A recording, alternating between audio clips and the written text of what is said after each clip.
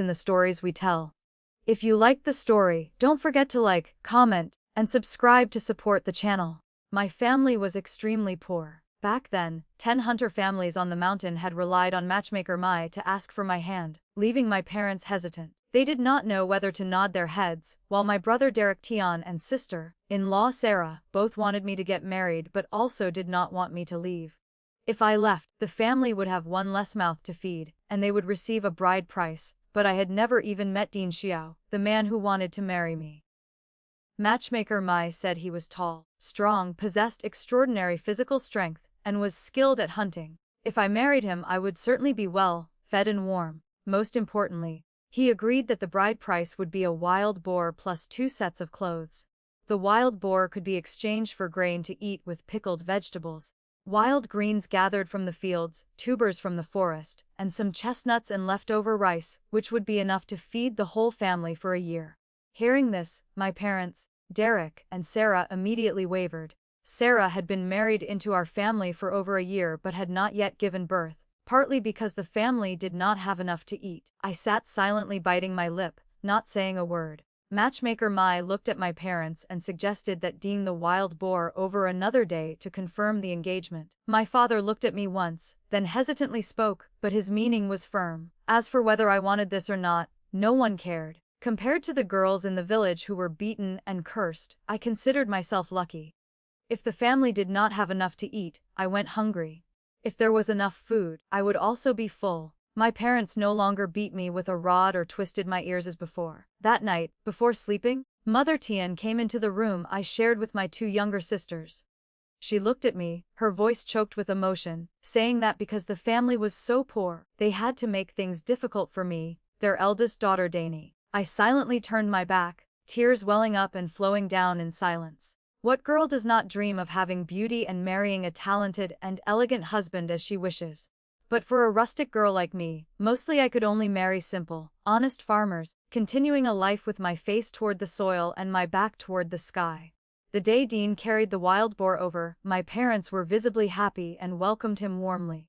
Mother told me to bring him water to drink. I held the bowl of water and walked over. He immediately stood up. When sitting, he looked like a small mountain, but standing up, he was even taller and larger. His skin was dark from the sun, no different from the other men in the village. When he took the bowl of water from my hands, he gave an awkward smile, revealing bright white teeth, and profusely thanked me. He seemed shy and did not dare to look straight at me, and I did not look clearly at him either. The only thing I remembered was his bright eyes and prominent white teeth. Standing in front of the door, I cast my eyes toward the wild boar lying in the yard.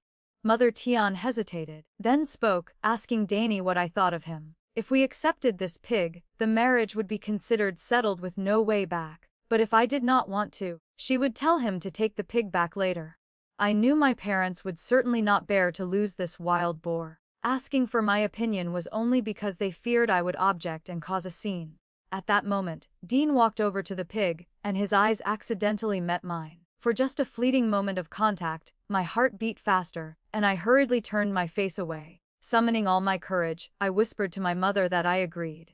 Hearing this, Mother smiled radiantly, her voice full of joy, praising me as a good daughter. Thus, the marriage was settled. Afterward, Dean came to our house 2 more times. One time, he brought several bolts of fabric in various colors, saying they were to make clothes for me. Mother happily said she would sew 1 set of each color, and the excess fabric could be saved. The leftover cloth was not enough to make clothes for older children, but it was sufficient for newborns. Half of the fabric was used for my dowry, and she kept the other half. Just like that, the marriage between Dean and me was gradually determined, all within the simplicity and warmth of rural people like us. One time, Dean brought 2 wild chickens and 2 wild rabbits. He called me to a private corner and secretly handed me a silver bracelet. He spoke in a soft and slightly trembling voice, asking me to try wearing it to see if it fit. He seemed very nervous, while my face burned with embarrassment. I gently put the bracelet on my hand. He looked at me, smiling brightly to reveal his white teeth, and asked full of hope if I liked it. I nodded slightly, but fearing he did not understand my meaning, I softly replied that I liked it. Hearing that, he was overjoyed and said that when he saved enough money in the future, he would buy me a gold bracelet. Gold. I dared not dream of it, let alone a gold bracelet. Even this silver bracelet was enough to make me smile in my sleep. My female cousins used to have silver rings and earrings that looked incredibly bright on their hands, and now I had one too. Moreover, it was a gift from my fiancé. From now on, in front of my cousins, I would no longer feel inferior, nor fear being looked down upon, mocked, or gossiped about. My name is Danny Tian. Dean and I got married on the 8th day of the 8th month. My family was poor, so we could not afford a grand wedding or invite many guests. Mother had saved cotton for several years to make me a cotton quilt. Sarah busied herself sewing 2 additional sets of clothes that were not covered in patches. My wedding dowry consisted only of that, plus a pair of shoes I stitched myself and a small wooden box. Dean's house was on the mountain, with few relatives around and only 4 or 5 households as neighbors. Our wedding was simple, we only invited people to witness it, performed the bowing ceremony, and were sent into the bridal chamber. The thing that made me remember that day forever was the image of Dean carrying me on his back from the foot of the mountain up to his house. He did not blush, did not pant, and barely broke a sweat. He was truly tall and strong. As long as he was not lazy, I believed that our days ahead would definitely be warm and well fed. That night, I sat alone on the wooden bed. The room door creaked slightly and was pushed open. Dean entered, holding a bowl and chopsticks, and spoke in a gentle voice. He asked if I was hungry and said he brought food for me. Dean called me Danny. When I first heard it, I felt it was just an initial agreement, but now my heart fluttered a little. The bowl of bean rice he brought had several pieces of meat placed on top, and the aroma made me unable to stop myself from swallowing. Dean told me to eat and said if it was not enough, he would bring more. I softly said it was enough and told him to go outside to attend to the guests. Hearing this, he nodded and walked out, but was immediately pulled back by his brothers and teased for a while. I sat eating and could not help but smile. As soon as it got dark, he carried a bucket of water in. Thinking of the wedding night ahead, my face could not help but flush red. However, after fumbling all evening, we still did not succeed. He panted and awkwardly apologized to Danny, saying he did not know what to do. Hearing this, my face burned, and I became even more confused. Although Mother had spoken briefly about it the night before, I did not know the method either.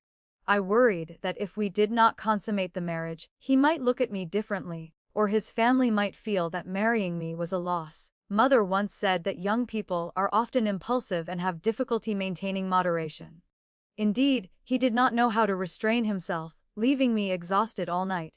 When the rooster crowed, I could not take it anymore and had to say I could not continue and begged him to let me sleep. Hearing this, he finally let me be so I could fall into a drowsy sleep. A while later, I heard a scolding voice outside asking whose house had a new daughter-in-law still lying in bed when the sun was already high, not knowing to get up to clean, wash, and cook, saying it was truly unheard of. I was startled, knowing those words were aimed at me, and immediately intended to sit up, but he held me tight on the bed. He spoke in a serious voice, telling me not to pay attention to them. Before I could react, he spoke up, saying he knew why the eldest sister-in-law of that house was causing trouble. He gently pinched my cheek, his eyes containing tenderness and determination, promising that he would not let Danny suffer grievances. Before I could say a word, he stood up, put on his shirt, and stepped outside, loudly retorting. He said he had never heard anyone say a new bride had to wash and cook on the very first day. His decisive and strong words warmed my heart. The feeling of being sheltered and protected made me tremble. He pointed out that when the eldest sister-in-law first married into the family, it took a few days before she began washing and cooking. Hearing that, the woman's sharp voice retorted sarcastically, asking how she could compare to me. Her voice was not only shrill but also self-righteous. Dean calmly replied with a steely voice that indeed, it was not the same, she was merely swapped in marriage, while his wife was formally welcomed as the official primary wife. As his words ended, silence fell outside, leaving only the sound of chirping birds, but immediately after, a wailing cry of resentment rang out. She screamed, complaining that early in the morning he wanted to push her to a dead end. He did not flinch and continued decisively, saying that if the goal was to divide the household, then after the day his wife visited her maiden home, they would split up and be done with it. As soon as he finished speaking, the crying stopped instantly. A while later, he returned to the room with a thoughtful expression, looking at me but not speaking. I thought for a moment, and then gently said that, if he wanted to divide the household, I was willing to follow him. Splitting the household was also good, we could manage our own lives without bothering anyone. Currently, we did not have children, so we could work together and accumulate savings gradually. He hurriedly replied, asking Danny to listen to him first. He explained that his father was not the biological son of his grandparents, and he was not the biological son of his parents. He had been picked up and adopted when he was small. If the household was divided, his parents would certainly live with his eldest brother, while Grandpa Xiao and Grandma Xiao would follow him. The house on the west side opposite us certainly was not his. He could only accept the old house we were living in. Money and food in the house would not be shared with him. Calling it dividing the household was essentially no different from being kicked out. I was stunned, took a deep breath, then held his hand tightly, looking at him with determined eyes, asking if he would let me go hungry or cold. He nodded vigorously. I smiled and softly said that in that case, we would split the household. Grandpa Xiao, Grandma Xiao, and he would be supported by the two of us. We would take care of them, so they could live their final days in peace and happiness. He hugged me tightly, holding me close, his voice choked with emotion, saying Danny was truly good. I smiled lightly and shook my head, saying it was not that I was good, but that at this point, there was no other choice. In those early days of marriage, the affection between him and me was gradually cultivated through his every word and action. I realized that Dean was a man of righteousness who knew how to cherish and protect me. He did not just dare to think but also dare to act. He was truly someone I could place my trust in for the long years ahead. Since he had spoken such words, what else could I do? When I stepped out of the room, I clearly understood the difference between the new house and the old house.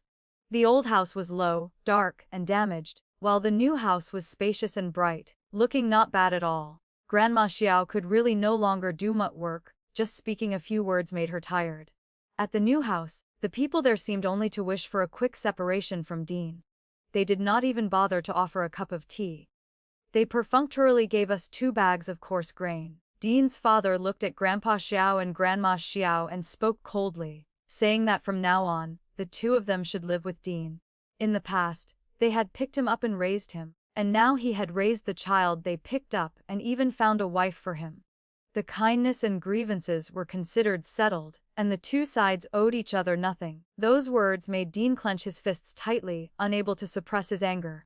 Grandpa Xiao and Grandma Xiao, on the contrary, were extremely calm, as if they had long anticipated the situation. Grandpa sighed and said to let it be. After that, he helped Grandma step inside. Grandpa turned and called Dean and his wife to come and serve tea to him and Grandma. Dean pulled my hand and led me inside, leaving me to wait in the house. When he went out to bring water, Grandma Xiao took a jade bracelet, wrapped in a red cloth, and handed it to me. It was not a precious treasure, just a small keepsake. I looked at the jade bracelet. Although it was not a treasure, this was the first time I had seen real jade. Whether before or after, I still found it truly precious. I thanked Grandma, my heart touched. Grandpa patted my hand gently, saying that from now on, this family was entrusted to me and Dean. Dean said he wanted to go for a walk on the mountain. Grandpa thought for a moment and decided to go with him. Grandma sat on a chair looking into the distance, seemingly immersed in memories. I was not one to put on airs or pretend to be weak. Although my body still ached, I knew I could not hesitate in this situation. I walked around the house, gazing at what remained of my new home. Just one sentence echoed in my mind: everything from now on must be built with my own hands. A new determination gradually formed within me. After walking around to assess the situation in the house, I realized that this place had only 2 rooms, a main room used as a living room, a dark room, and a small kitchen. In the kitchen, the furnishings were meager, consisting only of an iron pan, 2 clay pots, a few chipped bowls, some pairs of chopsticks, and a knife with a chipped blade. Having had nothing to eat since morning, I decided to take some of the remaining coarse grain to cook a pot of thin porridge.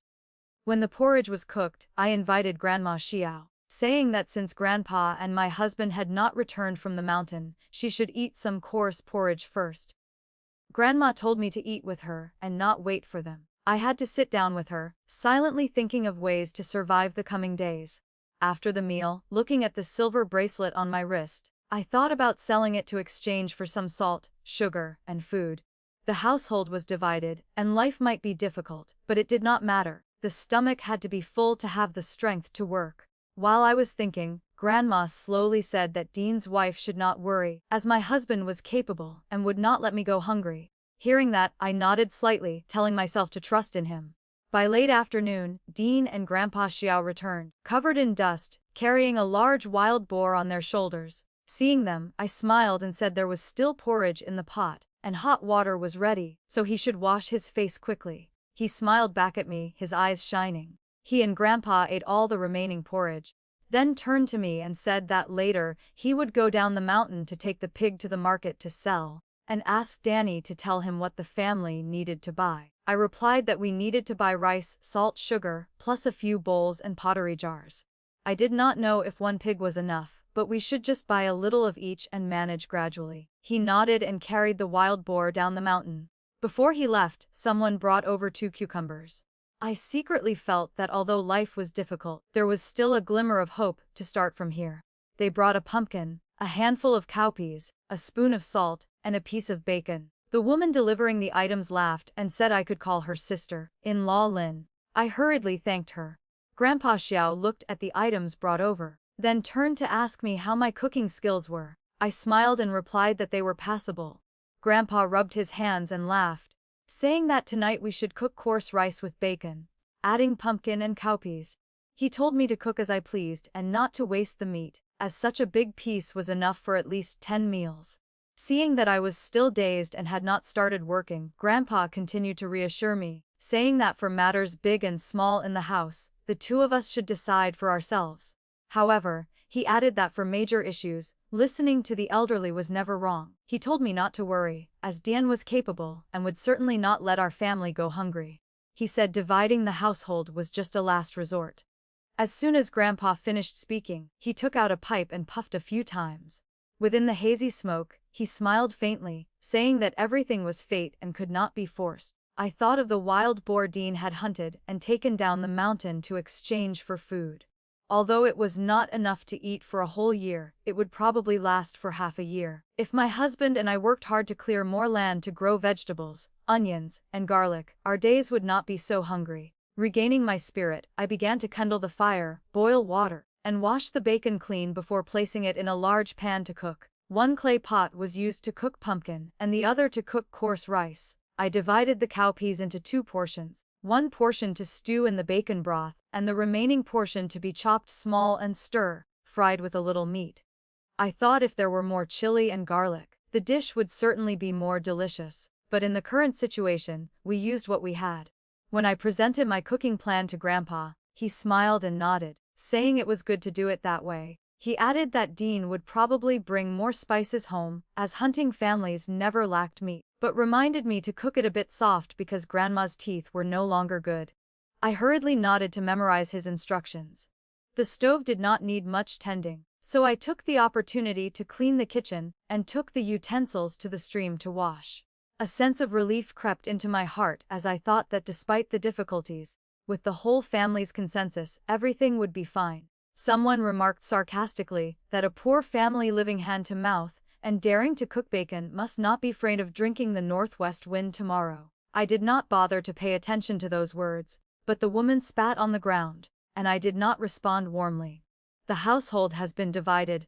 Everyone should mind their own business, and no one should interfere in each other's affairs. We are both new daughters-in-law. There is no difference between you and me. If you want to get physical, I am not afraid. Go ahead and try. If you hurt me, just wait and see how my husband, Dean, deals with it. Clearly, she did not expect me to dare to retort, let alone speak so boldly. Bullies often fear those who are strong. She muttered a curse, calling me a lowly wretch. I could not hold back and retorted, asking who she was calling lowly. She looked up, furious, and replied that she was cursing me. I responded coldly, saying that in that case, she was the lowly wretch. She looked as if she had gone mad, stomping her feet and intending to rush at me, but after taking a few steps, she stopped. In the end, she only dared to huff and tell me to just wait, then turned her back and walked away. Only when she had gone far did I breathe a sigh of relief, though my heart was still trembling. In truth, I had never fought with anyone before. Before I got married, Mother Tian had instructed me that if I argued with other daughters-in-law, I must not show weakness. If necessary, I should respond strongly. If I yielded once, I would be bullied forever after. Mother also said that being a daughter was different from being a daughter-in-law. As a daughter, one has parents to protect them. But as a daughter-in-law, even if the husband is loving, one must be strong on their own because later on, one still has to protect one's children. I told myself I would have to discuss with Dean whether I was allowed to respond if the eldest sister-in-law caused trouble with me. That evening, the meal took place in a cheerful atmosphere. Grandpa Xiao asked if I had saved a portion of rice for Dean. I nodded and said yes, I was keeping it warm in the pot. I did not know exactly what his portion size was, but thinking that he was tall and large, he surely ate heartily, so I left a larger portion. I also thought that if the family had more food, I certainly should make some dry provisions for him to take along when he went up the mountain. Although days were difficult, a sense of stability gradually appeared in my heart. From here on, every step would be a new beginning. I believed that with the unity of the family, we would definitely overcome everything.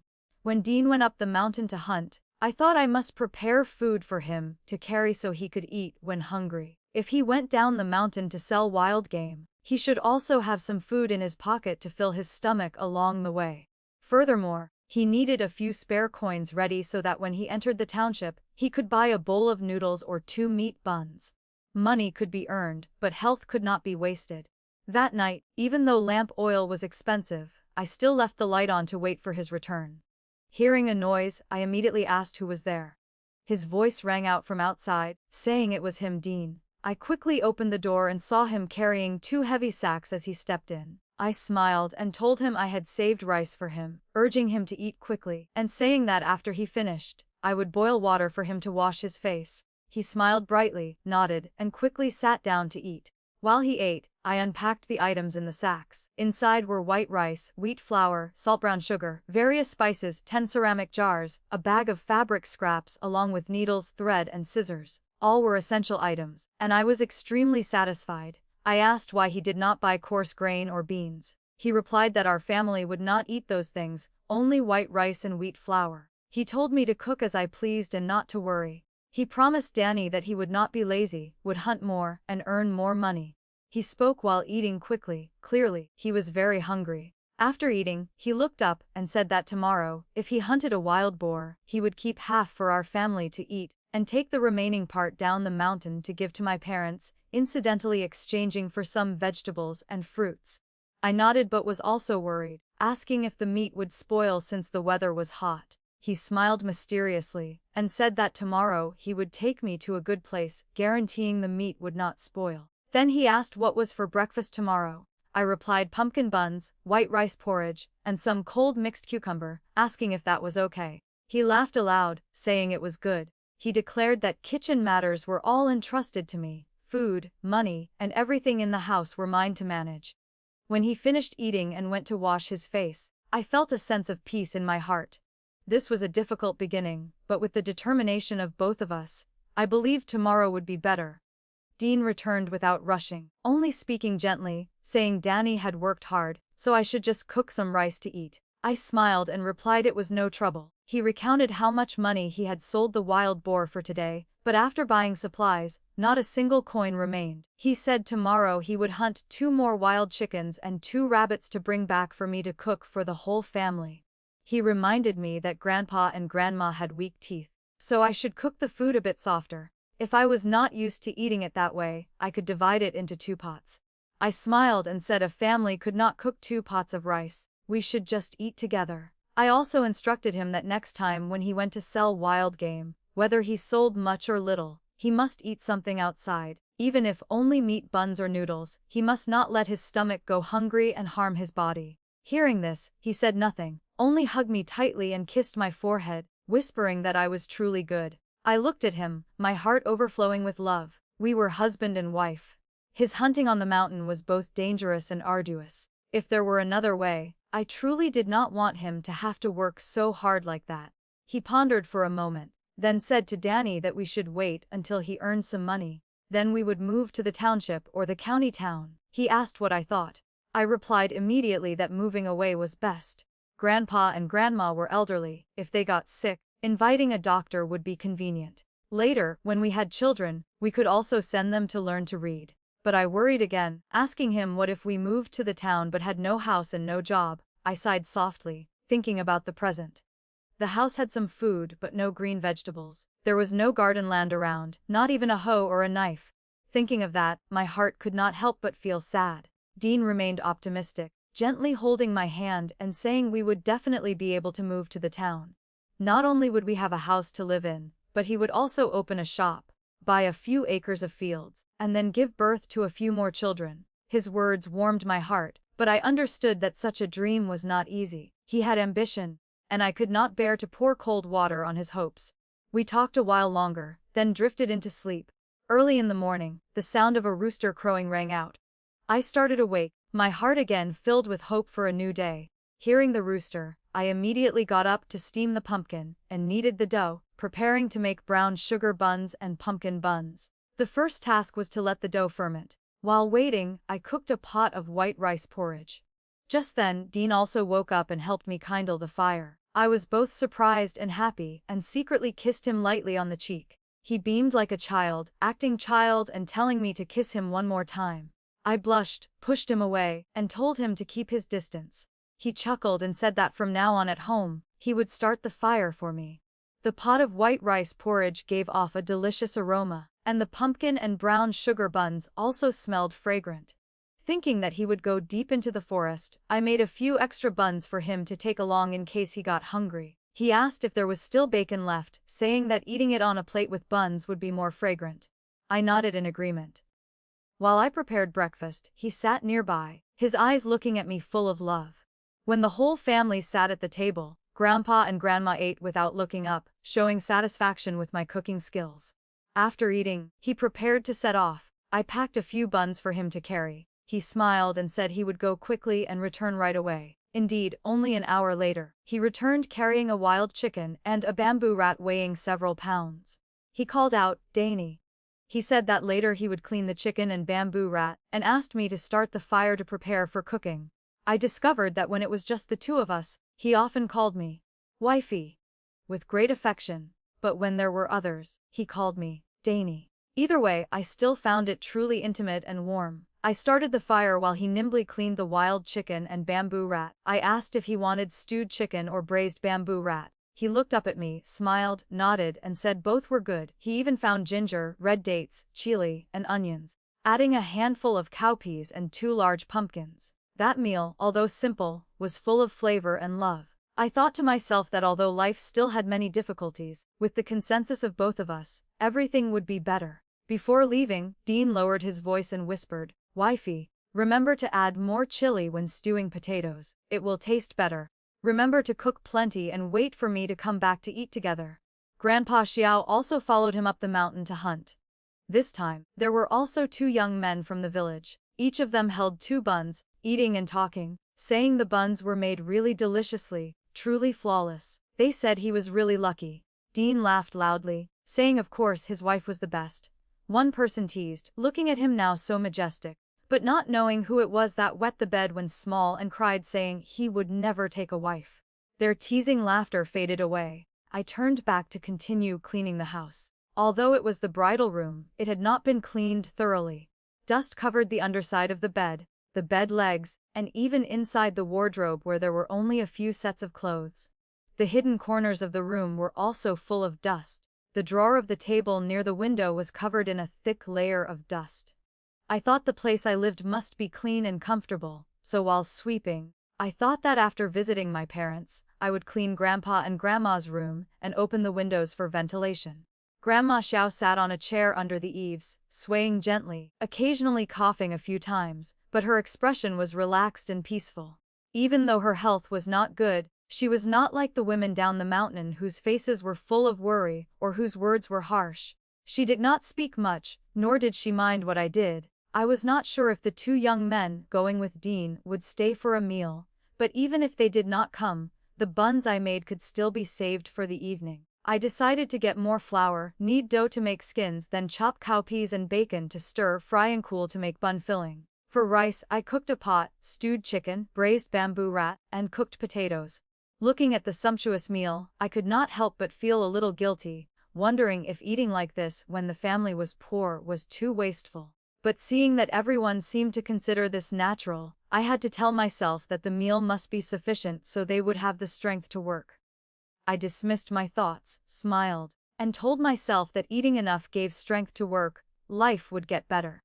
Keeping good health to avoid illness and giving birth to children early was still the best thing. While busy, I brought Grandma a cup of hot water to moisten her throat. She looked at me with a gentle smile, nodded slightly, and said it was very good. Looking at the sunlight in the yard, I started wrapping buns.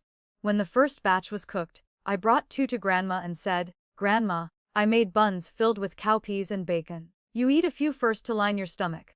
She replied, "Bring 2 more and sit down to eat with me." I intended to refuse, but thinking I had been busy since morning and was also hungry, I took a bowl and sat down on the chair next to her.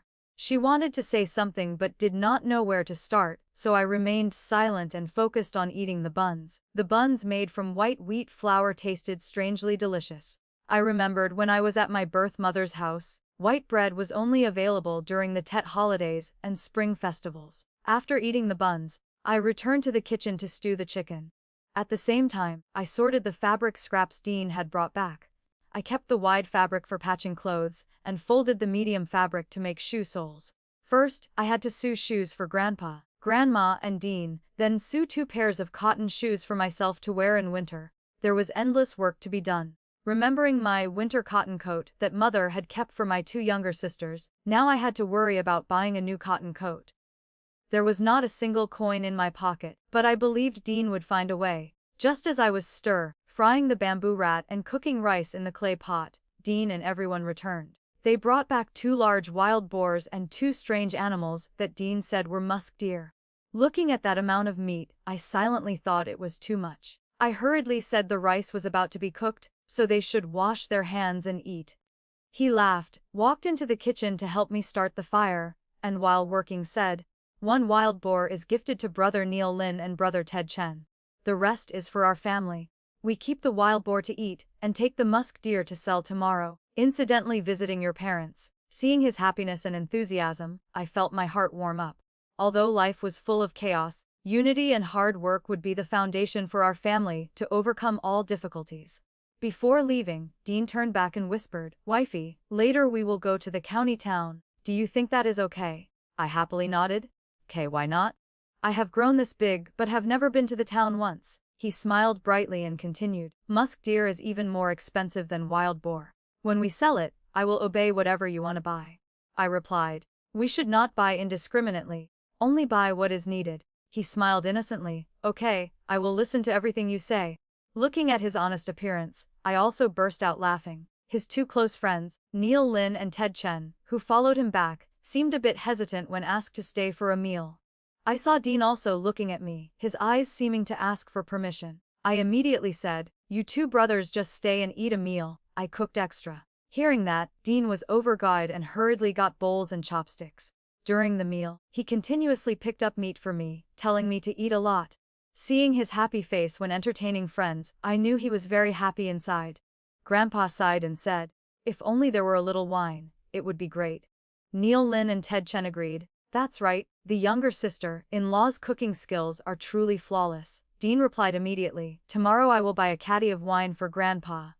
Grandpa laughed and said, "I want bamboo leaf green wine. If not, burnt wine is also fine." As he spoke, he looked at me. Grandma also glanced in my direction. I understood their meaning. They were afraid I would be unhappy and cause trouble with Dean.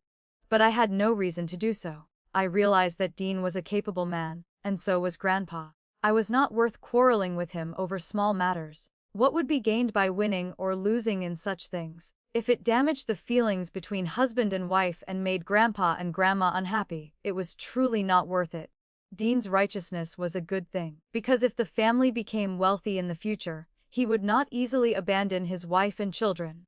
I decided to follow his wishes in many things to maintain harmony in the family. Giving my husband some face, he would certainly remember it in his heart and treat me even more thoughtfully. Looking at me washing dishes after the meal, Dean insisted on boiling water to help me wash. He started the fire and poured water, even wiping the sweat from my forehead. Looking at his cheerful appearance, smiling from ear to ear, I knew he was very happy. The families of Neil Lin and Ted Chen also came to help, saying they would stay for dinner tonight. But they did not come empty-handed. They brought food and vegetables, and were enthusiastic about working. They brought cast iron pots and ceramic jars, stewing food in the yard while rendering lard in the kitchen. The smell of fragrant fat made me feel like I was lost in a dream. Dean pulled me to a corner and whispered, "Wifey, tonight I want to eat buns again. Is that okay?" I smiled and replied, "Okay, let's make fresh meat buns." Hearing that, his eyes lit up, and he asked immediately what preparations were needed so he could do them. I said we needed onions, and the pork had to be minced to make filling. He hurriedly volunteered, Let me mince it." Since the house did not have a steamer, Neil Lin immediately said, "Let me go home and get one." He went very quickly and returned in no time. The pork was washed clean. Dean held the knife and minced the meat, his movements strong and decisive. Everyone in the house was laughing happily. Making bun filling also required attention. Besides spices, a little oil must be added. The bun skins also needed to be made carefully. Other parts of the pig like the liver and organs were washed clean by everyone, divided up to stir fry and stew. The sisters-in-law talked and laughed happily while working. Gradually, I became familiar with them, remembering who was who. The dinner dishes included braised pork, stewed pig's head, stir-fried pork liver, blood soup, spicy mixed stomach, and fresh meat buns. Everything was fragrant and rich in flavor. Suddenly, from the west side, the sound of a child crying rang out, followed by a mother scolding harshly. "You accursed thing! Why are you so lazy? Even if lightning strikes you, it wouldn't be enough." The bitter words made the whole house fall silent for a moment. Dean immediately stopped what he was doing and walked quickly in that direction. I thought he intended to go and lecture the loud sister-in-law, but I could not help worrying. He always valued righteousness. Would he have a clever way to handle it? The result was that Dean did not go to scold the noisy sister-in-law but went straight into the house. Soon, the screaming of his brother rang out, mixed with painful howls, followed by Dean's angry voice.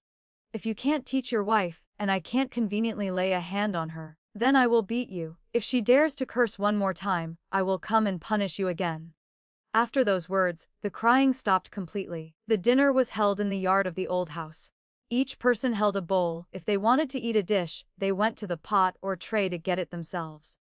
Everyone, from adults to children, ate with great appreciation, wasting nothing. All the food cooked, except for a few leftover buns, was eaten clean. After the meal, Dean led me to a cave behind the old house. Outside the cave it was still warm, but the deeper we went, the colder the air became, to the point I shivered. Fortunately, Dean had warned me beforehand and told me to wear an extra thick coat. This cave was truly ideal for preserving meat. I secretly thought this place would help the family save a lot of effort in storing food. When night fell, lying on the bed, Dean told me about the conflicts between him and the family across the river. He said they fundamentally did not respect Grandpa and Grandma, and openly complained about Grandma taking medicine, calling her a medicine bucket. Although they were blood relatives, they did not know how to live according to moral principles. He spoke while hugging me, gently kissing my forehead. "Wifey, thank you. I have wanted to invite Brother Neil Lin and Brother Ted Chen home for a meal for a long time, but you are the best for helping me fulfill my wish." He continued to mumble, talking about one thing after another, seeming very happy. In a moment of high spirits, he even rushed to hug and caress me. I knew what he wanted to do, but gently refused. "Tomorrow we have to visit my maiden home. The mountain road is not easy to walk. Wait until we return tomorrow, then we can think about it." He laughed, hugged me tighter, and said, quickly, "I won't bother you for long." I thought to myself, believing a man's words in bed was truly naive. The next morning, Dean woke up earlier than me. He even boiled hot water and brought it in for me to wipe my body. He was so careful it made my heart feel warm. After that, I went to cook porridge to prepare for breakfast, thinking that although life was difficult, it was full of hope when having a husband like him. I instructed my husband to make a cool cucumber salad for breakfast, and save the buns for Grandpa and Grandma to eat for lunch. When Dean entered the room and saw me in the middle of changing my shirt, his eyes went blank. I stepped back a little and reminded him, asking if the buns had been saved for Grandpa and Grandma, saying I would make a few more pancakes to be enough. He only nodded, but before leaving, he did not forget to touch me lightly in a teasing manner. I needed soft dough, added a little salt, cut onions and stuffed them in the middle, then rolled it thin and stuck it on the oil pan. Both sides of the pancakes were golden and crispy, the aroma filling my nose. I made 15 of them. Eating with Grandma, each person had 2, and Dean and Grandpa ate all the rest. After eating, Dean excitedly said, "Wifey, tomorrow I want to eat these pancakes again." I chuckled to myself. It seemed he found every dish delicious. After breakfast, Dean carried 2 large musk deer on his shoulders, while I followed him empty-handed down the mountain. At the foot of the mountain, my younger sister and brother were already waiting. Seeing me, they cheered happily, shouting that their sister had returned. Timmy called Dean brother-in-law. Dean just smiled innocently and said nothing. When Father Tien and Mother Tien saw the half-wild boar we brought, they were both astonished and overjoyed, praising Dean endlessly. Mother pulled me into the room and whispered, asking how my husband treated me. I smiled and replied, "Very well, Mother. It's just that, on the second day after the wedding, we already separated the household to live on our own." Hearing that, she said separating the household was also good. She said I could be my own mistress and would not have to watch my mother-in-law's mood. She added that Dean was still young, and if we worked hard to save, silver and money would soon fill the house. I did not tell Mother about Grandma Xiao needing medicine or Grandpa Xiao being old and weak. I also did not mention Dean's desire to move to the township or the county town to settle down later. I only said that we were preparing to go to the county town to sell musk deer, as business was important right now. Mother smiled and agreed, telling me to go ahead and come back to eat after selling. Seeing that we were about to go to the town, my younger siblings looked on with extreme longing. Dean glanced at me, then turned to look at the children. Then he went to my parents and spoke about taking them along. Mother Tien hesitated for a moment before agreeing. She said to let them go, but reminded them not to disturb their brother-in-law. She added that even if they did not buy anything, going to the town to learn was a good thing.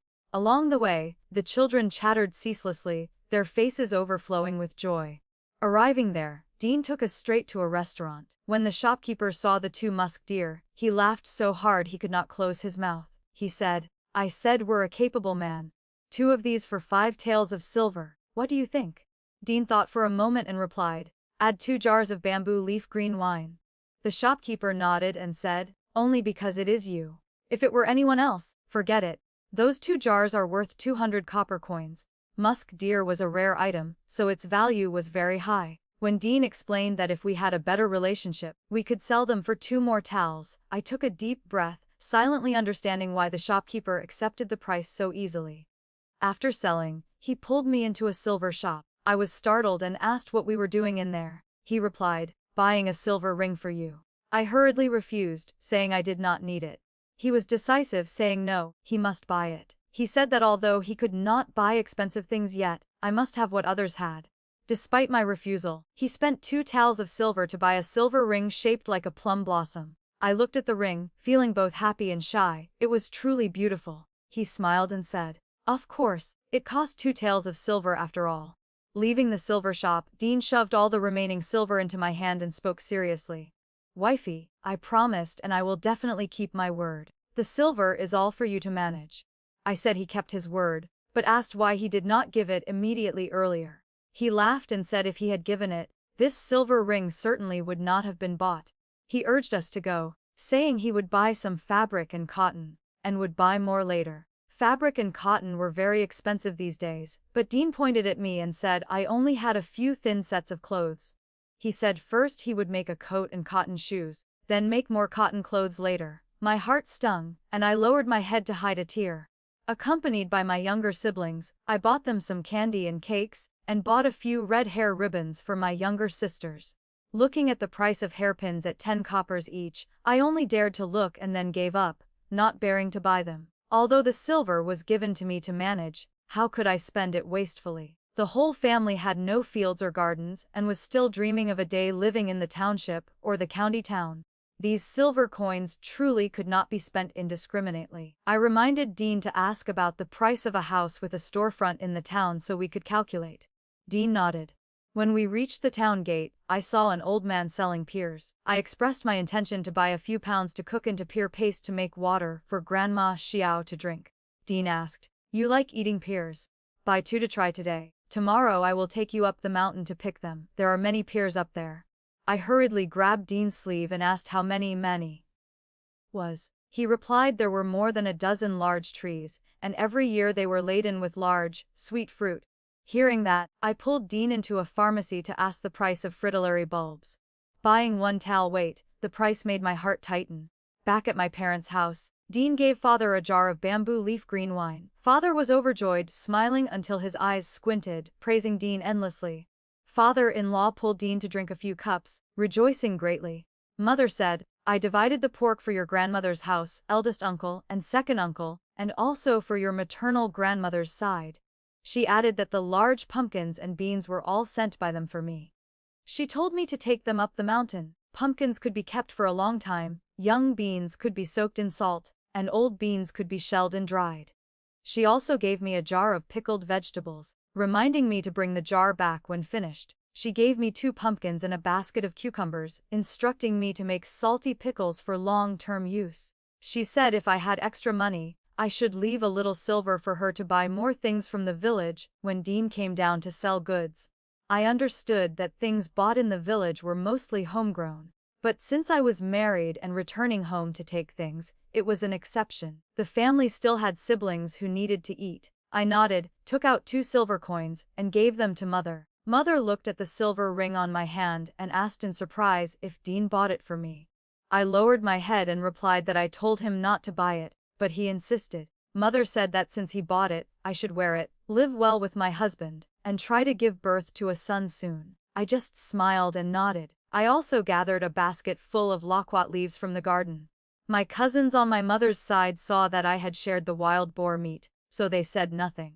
My younger sister wanted to follow me up the mountain to pick pears, but my parents firmly refused. On the way home, Dean carried the load while I carried the loquat leaves. He said, tomorrow I will go pick pears. The day after, when I hunt game to sell, I will ask your parents to let the younger siblings go up the mountain to help you peel and cut pears. Your parents will definitely agree.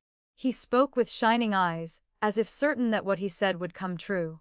I suddenly remembered the house was still missing a chopping knife, so I told Dean to remember to buy one next time. He laughed and said it was fortunate we did not buy more beans today, otherwise he could not have carried it all. When we reached the house, it was already dark.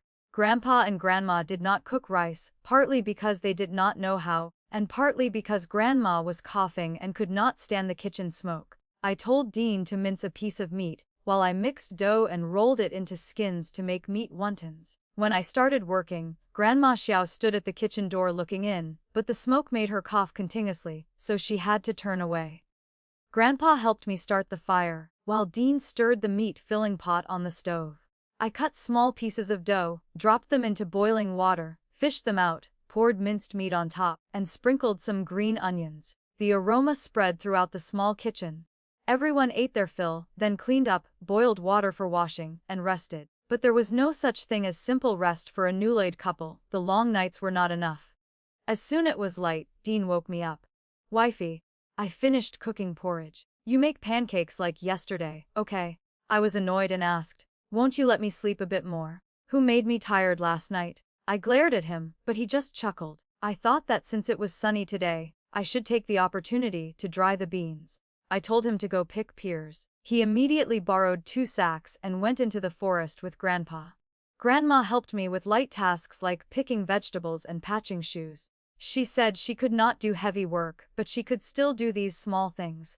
I nodded gratefully and told her my intention to cook pear paste with added fritillary and loquat leaves. I said, Grandma, you try drinking it first. If it works, I will make more. I thought about taking this pear paste down to the township to see if anyone would buy it. I could not let the burden of earning money weigh solely on Dean's shoulders forever. Grandpa was old and still had to follow Dean into the forest, which was truly hard work. If the pear paste sold, later I could make other types of paste like malt sugar or jujube paste. Grandma smiled and nodded, saying, do whatever you want. If it succeeds, we are happy. If not, it doesn't matter. Dean was truly strong. He carried several sacks of pears back just like that. Grandpa brought along a wild chicken. I hurriedly brought out rice and soup, and everyone ate lunch together. After the meal, Dean went back into the forest with Grandpa to pick more pears. Even though they did not know if I could succeed, they were still happy to help. As Grandma said, if it succeeded, everyone would be happy, if not, it didn't matter. The pears were washed clean, not peeled, but cut into strips. I thought peeling would take too much time, so I left them as is. The sliced pears were put into a large pot, boiled over high heat, then reduced to low heat to simmer until the pear meat was soft and all the juice was released. I used a cloth to filter the juice, then continued to boil it over low heat, stirring constantly.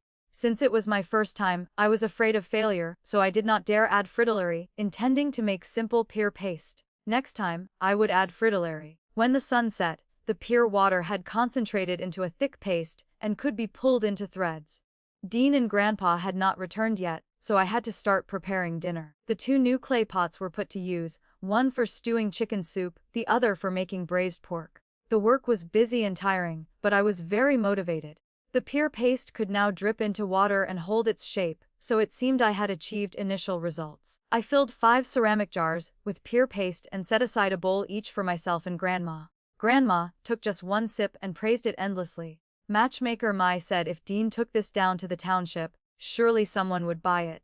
I replied with a nod, then quickly washed the pot to cook rice, cut a few pieces of pumpkin to set aside, and added a mixed cucumber salad and a bowl of stir-fried vegetables. When the call, "Wifey, we are back," rang out, I thought they had only picked pears, but unexpectedly Dean even caught a large snake. I quickly set the table and urged everyone to wash their hands and eat. After eating, Dean tried the pear paste I mixed with rice water. After drinking, he smacked his lips and nodded continuously, saying, "Very delicious.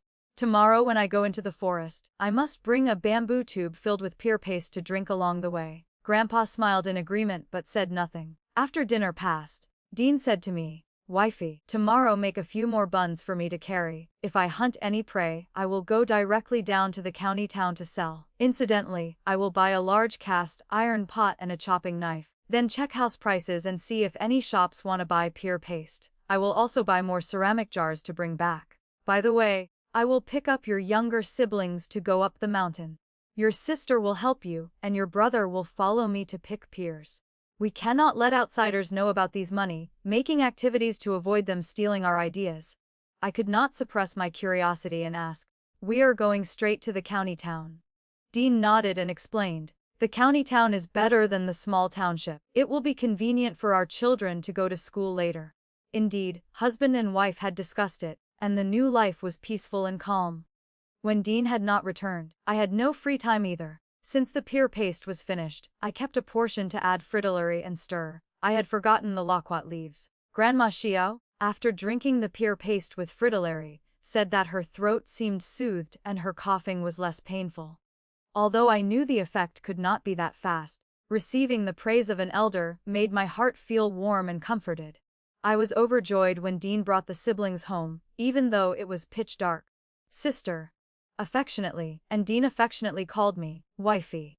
I saw that he brought back a large cast iron pot, a small pot, more than 10 ceramic jars, and a sharp chopping knife. I smiled and urged them to wash their hands to eat. That meal included meat buns, stir-fried cucumber, mixed lean meat, and white porridge. The 3 younger siblings were so surprised their eyes went wide. Dean invited them to sit at the table. At first, they were shy, but once they got used to it, they ate happily without embarrassment. After the meal, Dean gave me the remaining silver, only about 2 towels and 3 mace, then whispered complaining that the iron pot was really expensive. I put the silver away and smiled, saying, "The ancients said a poor family must have precious utensils. Moreover, iron and cast iron goods have always been expensive." He nodded in agreement. "That's right." I asked about house prices in the county town. "A house with a courtyard, 4 or 5 rooms, a living room, a spacious kitchen, and a water well costs about 200 taels of silver. As for pear paste, if calculated by the ceramic jars we are using, it sells for 5 mace of silver a jar and can be negotiated up to 7 mace." I was overjoyed. "If so, that is excellent. Cooking pear paste for the last 2 days has already earned a few taels of silver. Wait until we finish cooking all the pears into paste, we will surely earn tens of taels. At that time, buying a house in the county town will take a big step forward."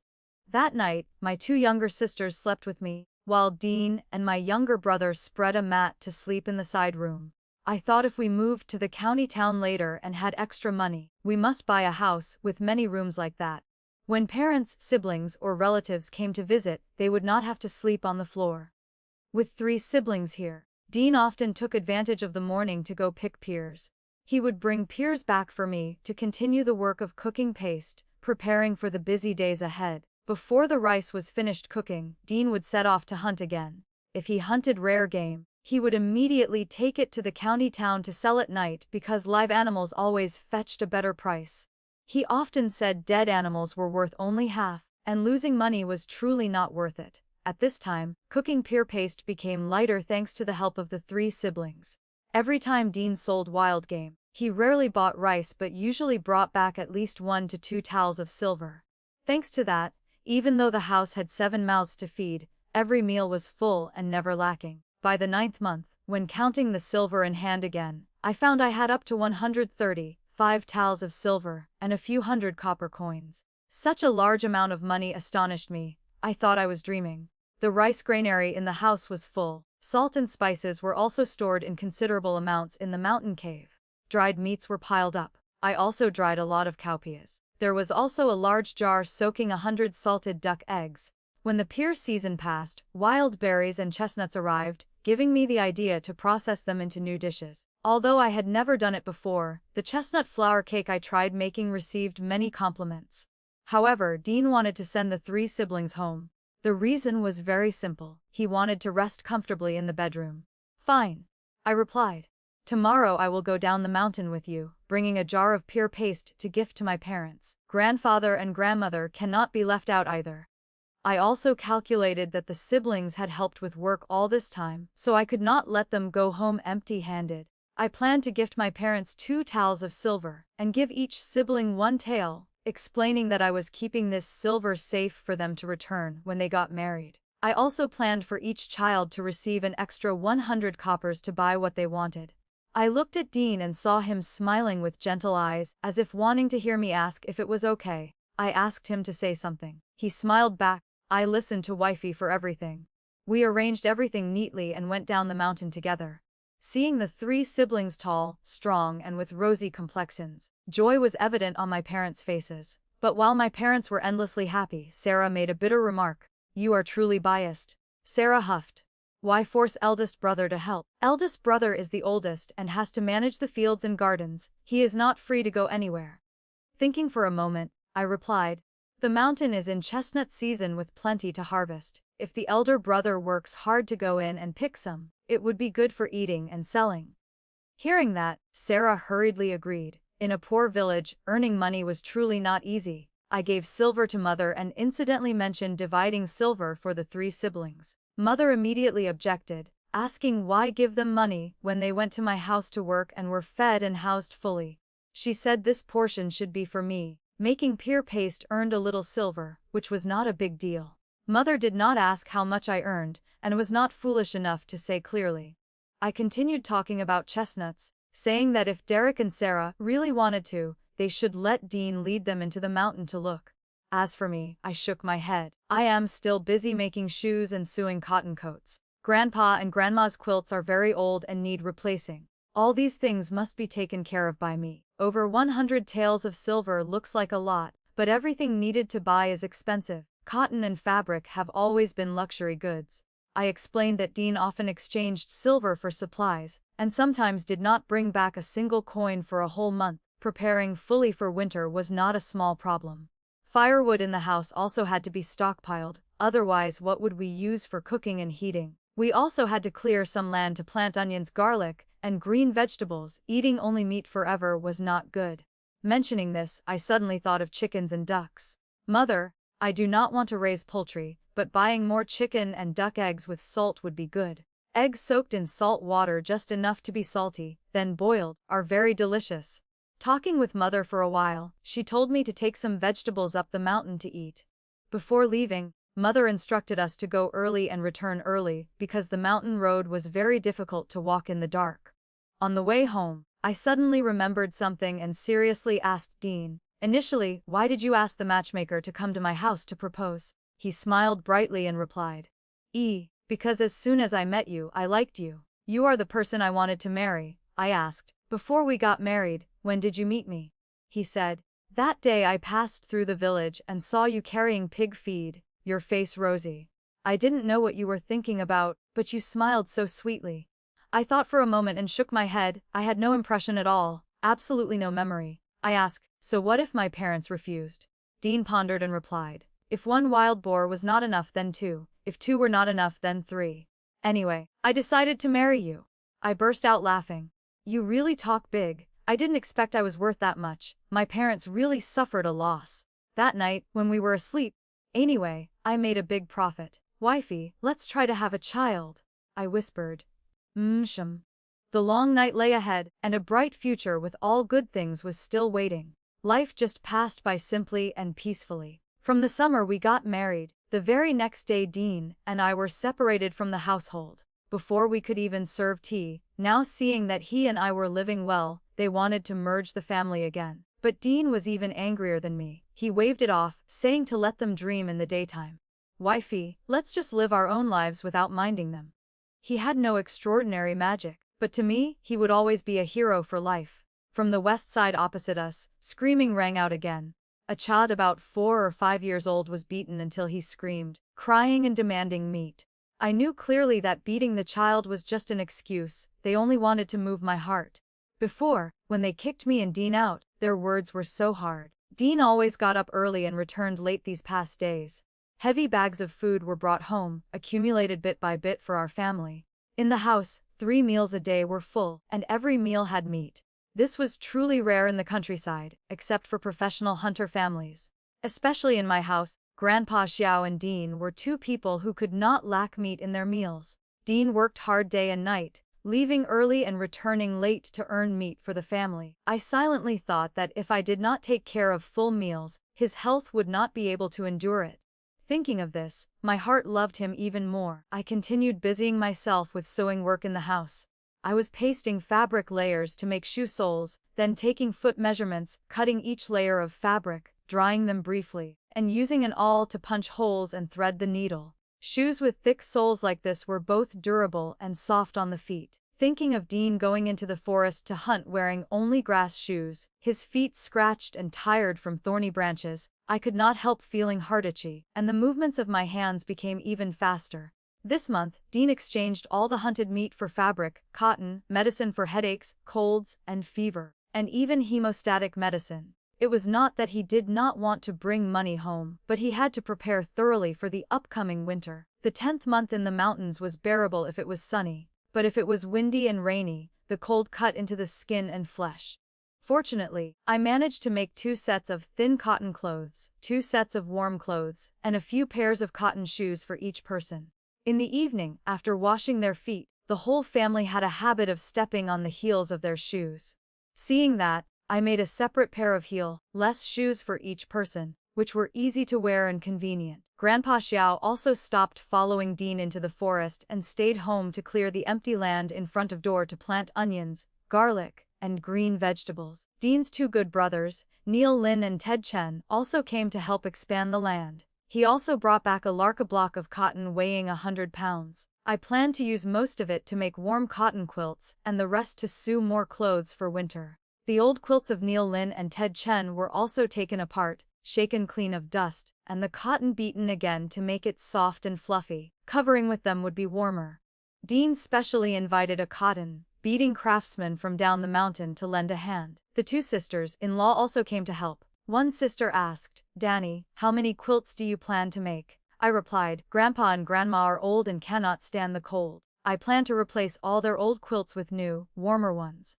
As soon as I finished speaking, I buried myself in work again, hoping the whole family would have a truly peaceful and warm winter, and no one would have to suffer the cold. Previously, old quilts were taken out to be repaired and cleaned. Neil Lin's wife looked on with secret admiration, saying, Your family has Dean who is so capable to buy a pile of cotton like this. Even if it gets cold, there is nothing to worry about. You are also truly filial, taking care of Grandpa and Grandma so thoughtfully. I just smiled and replied, Grandpa and Grandma are also very good to me. Although Grandma cannot work, she never complains about the food I cook, nor gets upset or blames me for anything. Grandpa, whether it is hot or cold, works hard following Dean into the forest to hunt, never truly resting. The two sisters-in-law even teased, asking if Dean treated me well. These words made me both embarrassed and happy. I just smiled and did not answer. In truth, the affection Dean had for me was extremely thoughtful, but how could I tell it all? Suddenly, a heavy rainstorm arrived. I turned to look out the door, my heart unable to stop worrying about Dean. I did not know if he had hunted anything yet, if he was currently in the forest or had gone down to the county town. On rainy days, fog covered the mountains and forests, and danger was always lurking. While I was lost in thought, the sister-in-law's voice rang out, pulling me back to reality. I shook my head, telling myself to wait for Dean to return and discuss with him. This year the family had enough food and money was not lacking, so there was no need to work so hard anymore. It was midnight when Dean finally returned home, soaked through like a chicken soaked in water. All evening I had been restless. Now seeing him, my heart felt both relieved and pained. My voice was a little choked. There is still hot water in the pot. Quickly wash up and change into dry clothes, and I will warm up the rice for you to eat. Dean looked at me, his cold hands gently touching my cheek, and asked, crying, "Did someone bully you?" I shook my head and urged him, "Quickly go wash." In my heart, I secretly thought that as long as he was safe, all worries became insignificant. On cold days like this, I always worried he would catch a cold and his body would suffer. Dean laughed teasingly, saying that if no one bullied me, it could only be that I was being overly sentimental myself. He hurried to wash up while I prepared 2 salted eggs that had been marinated for over a month, fragrant, delicious, and not too salty. He sat by the fire drying himself while eating, so hungry he devoured the food and almost choked. After eating and drinking, Dean proposed, "Wifey, I want to take brother Neil Lin and brother Ted Chen up the mountain to hunt with me. The silver earned will be split in half, one half for me, the other half divided equally between them. What do you think?" I gently placed the eggs on the table and quietly asked, "Why do you suddenly mention this? Has something happened?" He scratched his head, his voice thoughtful. "Today I went down to the township and heard people say that war has broken out again at the border. I fear the flames of war will spread here. Furthermore, if there are people hunting together, I can go deeper into the forest. In the past, Grandpa wanted to teach them how to hunt, but their parents did not allow it." Thinking for a moment, I told him, "Take my brother Derek along too. Although he doesn't know how to hunt, his physical strength can help carry the game, which is also good." Hearing that, Dean happily agreed immediately. The next day, it was still raining. Dean did not go up the mountain but stayed home to help clean and shake the cotton. Waiting until the rain stopped, he went to Neil Lin and Ted Chen's house to discuss matters. Their two families had many brothers and had just cleared a little more land to grow rice, so this matter did not seem too difficult. Dean, with a spirit of unity, was truly a husband who thought deeply and took care of everything, making me feel more assured in taking care of the family. Since Dean became the pillar of the family, we had 3 full meals a day, with meat at every meal. In this countryside area, besides hunter families, it was rare for any household to enjoy this condition. However, worries never ceased because signs from the border made people anxious. After a trip down the mountain hearing news of the war spreading closer, Dean discussed with me that if war unfortunately struck, the whole family needed a plan to hide deep in the forest. He said he would go hunting deeper with Neil Lin and Ted Chen to scout for large caves and at the same time take my brother along to train his courage. Although afraid, I still tried to keep calm to help him prepare everything necessary. Dean reassured me, promising not to let anyone in the family suffer harm. His gentle but decisive words gave me some peace of mind. However, not only his words but his actions also made me more worried. Every day he practiced hard with a large blade weighing 50 pounds. He also used the silver earned from hunting to buy rice, salt, seeds, medicine, and spices, leaving not a single coin. In the 11th month, Father Tian came up from the foot of the mountain carrying a few chicken eggs, but in reality, he wanted to ask the reason why Dean bought so much food. I then recounted the intention to prepare for war prevention, advising him not to sell the grain in the house, but to stockpile more salt and seeds. Hearing this, his face was full of worry. He only nodded and then hurriedly went down the mountain. I intended to ask Dean about the wild olives, but seeing him wear a thoughtful and serious expression every day, I suppressed my feelings and said nothing. All the money from hunting he used to buy food. Just looking at the rice granary and his thoughtful preparations, I understood that this man shouldered all the worries in his heart for the family and the future. In the chaotic situation, with danger lurking, that sacrifice and determination made me cherish him more than ever. Our house was now filled with food in every corner. Sacks of coarse beans, which Dean used to look down on, were now fully stocked. Time passed quickly. In the blink of an eye, the 12th month arrived. The mountains were covered in white snow, and no one dared to venture deep into the forest anymore. Dean also stopped hunting and stayed home to train with his large blade.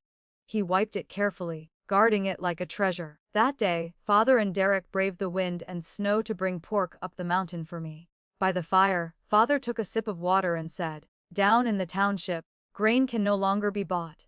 Dean said nothing, only silently stoked the fire, his eyes distant, lost in thought. Grandpa Xiao asked softly, "Is the situation outside that tense?"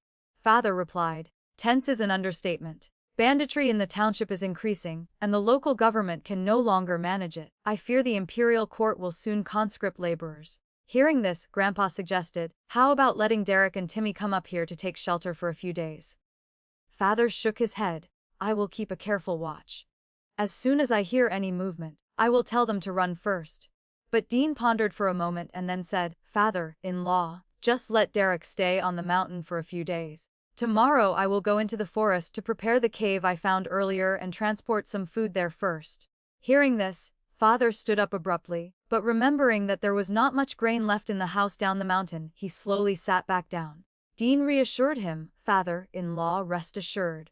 For now, it hasn't reached the level of great chaos, but it's hard to predict. If we win the battle, it's good, but if we lose and retreat continuously, the situation will be much more difficult." Father no longer had the appetite to eat. He only told Dean to let Derek see him down the mountain, then tomorrow lead Timmy up to bring more food for preparation. From then on, Timmy followed Dean through the forest for over a month, becoming taller and noticeably stronger. Although worries still weighed heavily on my heart, I felt somewhat relieved seeing the whole family preparing together to face any upcoming upheavals. Dean nodded slightly, while I was in the kitchen preparing dinner. At that time, Grandma Xiao and Grandpa Xiao were talking in the house. Then Grandpa walked into the kitchen holding a box. Dean asked curiously, "What is that?" Grandpa replied, "These are banknotes that your grandmother has kept for a long time. Tomorrow, go down to the county town and exchange them for silver. If chaos really breaks out or if the king changes, these banknotes might no longer be recognized by anyone." Hearing this, Dean reached out to receive the box. Opening it to look, he saw many banknotes inside. Neither he nor I could read, but looking at the quantity, we could guess the value was not small. He laughed and teased, "Oh, Grandma hid quite a lot, didn't she? Grandpa, do you have any?" Grandpa immediately changed color, his face serious but his voice slightly confused. "Where would I get private money?" Grandma stood nearby and snorted coldly, causing him to hurriedly explain, "Wife, I only hid a little bit, really not much." Then his profuse apologies rang out. "Wifey, go easy, I know I was wrong, I know I was wrong."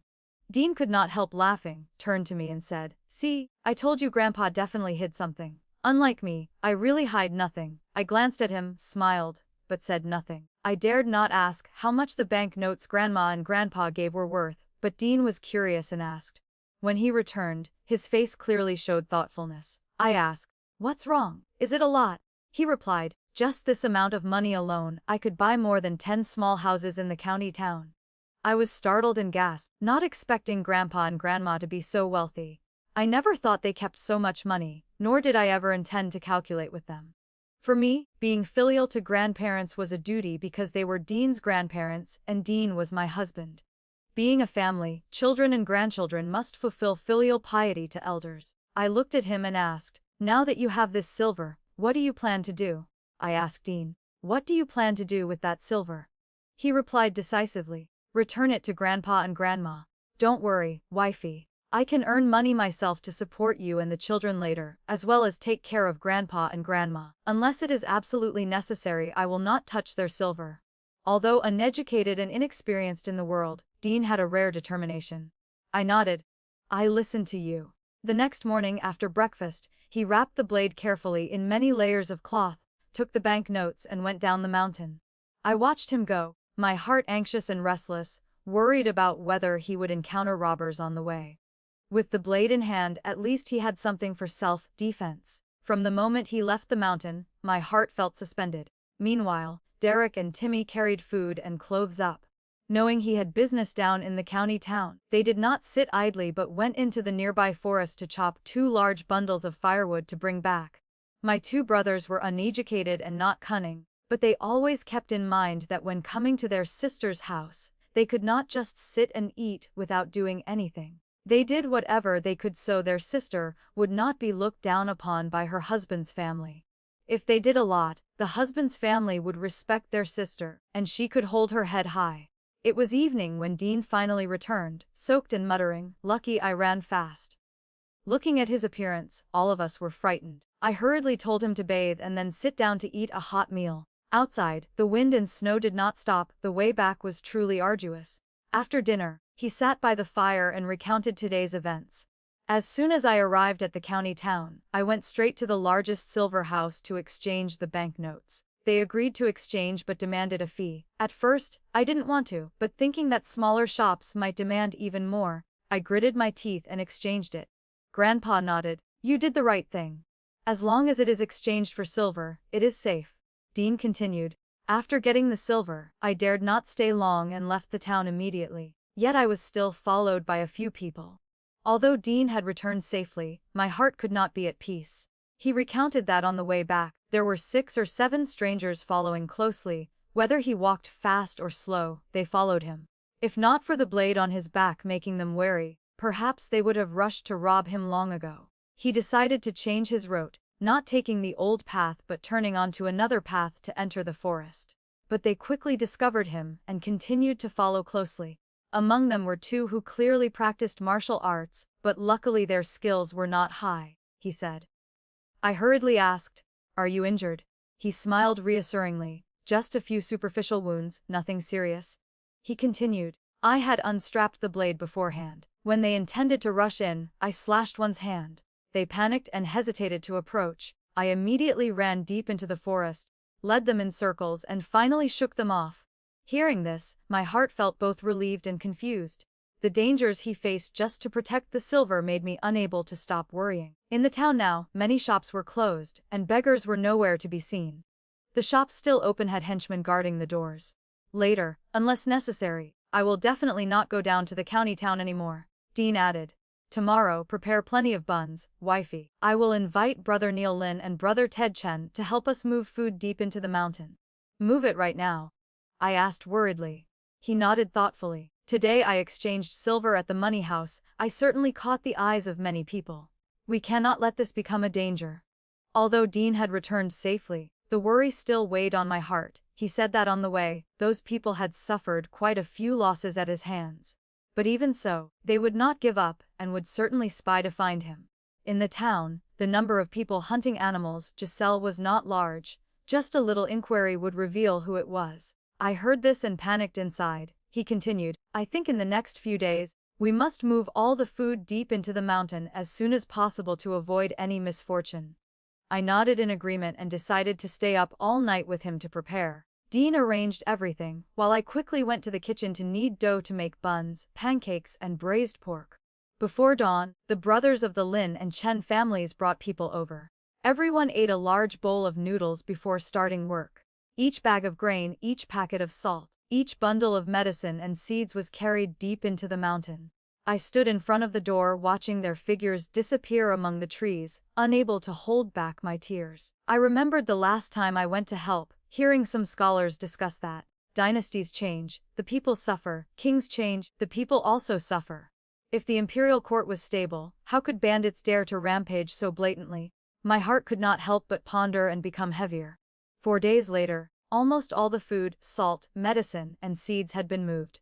Only enough food for 2 months remained in the house, along with clothes and bedding for daily use. Dean also arranged to help Neil Lin and Ted Chen's families move a portion of their belongings. Their families were large, and they worried that if danger struck and they could not escape in time, having a backup place deep in the mountain was essential. At this moment, everything was temporarily calm. But my heart could not stop praying for peace in the coming days, so we would not have to face any more dangers. Father came up the mountain bringing news that several villages at the foot of the mountain had been looted clean of food by bandits. All household items were taken by them, only the people were left untouched. Hearing the news, Dean and I were extremely worried. He told me, I am just one person. I cannot protect a large extended family, nor can I manage all the distant and close relatives. With so many people, hearts easily breed chaos. If our family has plenty while others are starving, can we avoid greed? If I don't agree, when people are hungry and breed evil thoughts, they will do unimaginable things. Dean's words were hard to hear but reasonable. The effort he and I spent accumulating food was only enough for our own family for 2 or 3 years, but we still needed to continue planting, otherwise, we would eventually face starvation. People eat grains, they cannot just eat meat and vegetables without salt and rice. Chaos does not arrive in the blink of an eye but unfolds gradually over many months. Father looked at me as if hoping I would oppose Dean, but I nodded slightly, standing on my husband's side. Father, if the uncles only bring a little food but let the bandits know, will they believe that everything has been brought up here? If they come, what should we do?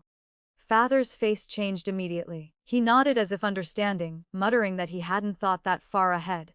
At this moment, Dean suddenly stood up and spoke decisively. Danny, quickly pack up our things. Grandpa and Grandma, prepare everything necessary too. Father, go down the mountain immediately. Return home with a smiling face, and tell the uncles that next time bring more food up, and I will go down to pick everyone up later and take you to where I hid the food. He continued. Tonight I will lead people down the mountain to bring as much as we can.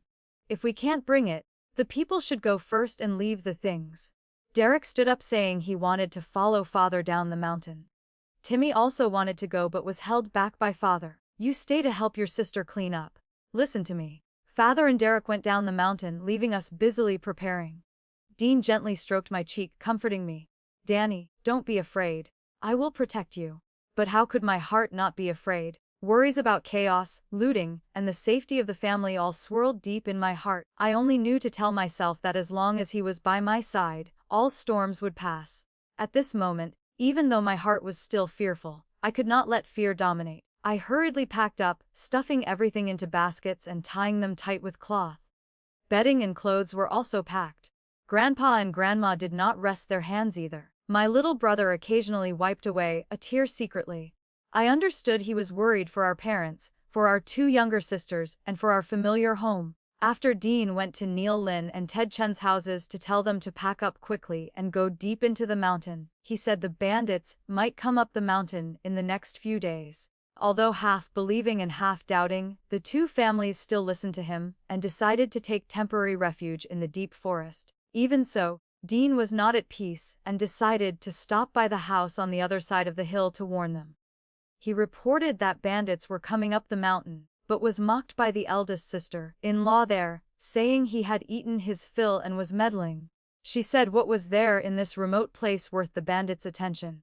Dean did not argue further, just quietly left, telling himself that whether they listened to what he said was their business. He did not stop for a second and led the people down the mountain. Meanwhile, Timmy, Grandpa, and I moved a few more loads of things into the deep forest. Returning home, Grandma Xiao had already boiled a kettle of hot water waiting for us, but with her weak health, she stood leaning against the door frame coughing incessantly. Grandpa loved her and forbade her from doing heavy work, but she just said, "What is so hard about boiling a pot of water? Next time I won't cook anymore." He hurriedly draped a thick cloak over her shoulders, then let Timmy lead her and him deep into the mountain. A little later, Neil Lin came over to tell me that everything from the 2 families had been taken away and invited me to go along. I smiled and said, "Brother, lead everyone along the designated path. Don't forget to erase the footprints. I still have to wait for Dean." The house was now empty, with only a few items left that could not be taken away. Every light cough echoed into a sound. I stood silently blaming fate for why the world was so chaotic. Suddenly a call, "Sister Danny," rang out. I looked up and saw Dean had returned, leading my parents. Everyone was carrying a basket of food on their back. A sense of relief flashed through my heart, secretly thinking that despite the chaos, as long as the family was still together, I would have nothing left to fear. We left not a single item that be carried. Dean's face darkened. He said, "Danny," quickly led Father, Mother, and everyone ahead. I wanted to ask more, but he cut me off, speaking urgently, "Go quickly, go." Gritted my teeth, nodded firmly, and led everyone away. Looking at his figure, I saw Dean holding the large blade walking straight toward the opposite hillside. He stood in front of the house and shouted loudly. Bandits are coming. Everyone runs quickly, but the eldest sister-in-law only mocked Dean. You busybody! Even if there are bandits, we aren't going anywhere. That attitude must have made him angry to the point of heartbreak, but he said no more and turned away. We had reached the top of the mountain. Looking down below at our house, although we heard no crying, from afar we clearly saw black smoke billowing up from the familiar home. The house had been burned down. It could be the bandits, or it could be the people from the opposite hillside. I leaned into Dean's embrace, my voice choked. Husband, we will go down the mountain and build another house. He walked silently behind at the very end, quite a distance from me. I knew why he did that. If the bandits chased us, he could block them and delay time for us to escape. The sky began to pour heavy snow mixed with sleet, breaking tree branches with a rustling sound that was terrifying to hear. We walked from evening until late at night, lighting weak torches to illuminate the way. Grandma Xiao coughed continuously, forcing Neil Lin and Ted Chen to take turns carrying her. I constantly turned my head to look back into the pitch black darkness, seeing no sign of Dean anywhere. Every step was heavy, and hot tears flowed. Perhaps in all my life I had never cried as much as today. When we crossed the single log bridge over the fast, flowing stream, Dean finally caught up. He quickly kicked the bridge down into the stream, cutting off the way back. Then he stepped forward, took my hand, gently pulled me into his arms, and spoke tenderly. We are almost there. Are you scared? I shook my head and smiled. With you here, I am not afraid. When we reached the entrance of the cave, the whole group was exhausted, hungry, and cold. Fortunately, the cave was huge, with enough room for everyone to enter. Once inside, no one rested immediately. They hurriedly started fires to boil hot ginger water and plain water. Everyone took the opportunity to wash hastily and change into dry, warm clothes. The small children were crying loudly because of the cold. I used a little pear paste to mix into a pot of hot water to soothe them, then steamed buns and mantou to eat with pickled vegetables so everyone could line their stomachs. Outside, Dean and the men used stones to seal the mouth of the cave tight. With snow falling this heavily, our footprints will be covered overnight. They won't be able to find this place. He reassured us. Then he told everyone to try to rest because the next morning we had to continue moving. I was puzzled and asked, "We still have to walk?" He nodded. The other end of the cave leads to a wide valley, large enough for us to build houses and clear land for farming. I leaned against my two younger sisters, trying to find a little warmth. But Dean and the other men could not sleep. They had to take turns keeping watch all night, listening for any movement outside. In case some bold bandits found us, we had to be ready to respond. Outside, the sound of wolves howling rose in waves. Everyone felt as if they had just escaped the Reaper's scythe. Faint light shone in from a small crack in the cave, but no one wanted to move. Fatigue had drained our strength. However, the body still had needs that could not be resisted, so everyone eventually had to stand up. No one ate breakfast. Dean led the group deeper into the cave.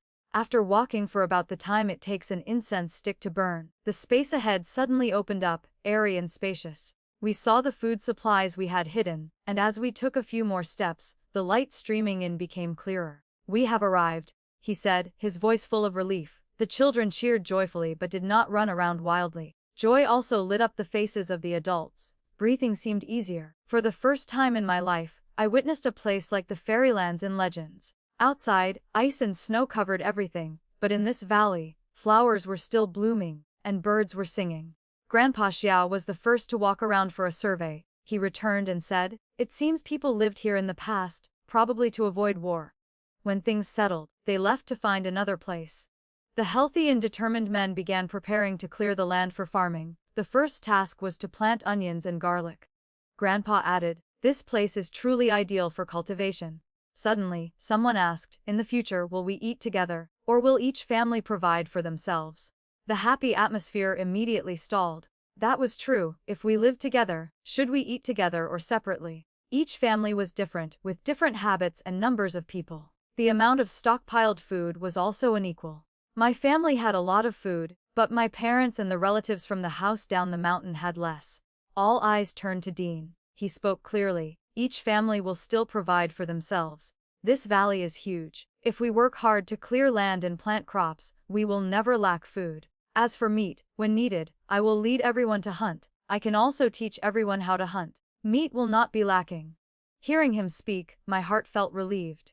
I was truly afraid of eating communally, and even more worried that if Dean shouldered everything, in the end, it would only be more toil without gratitude.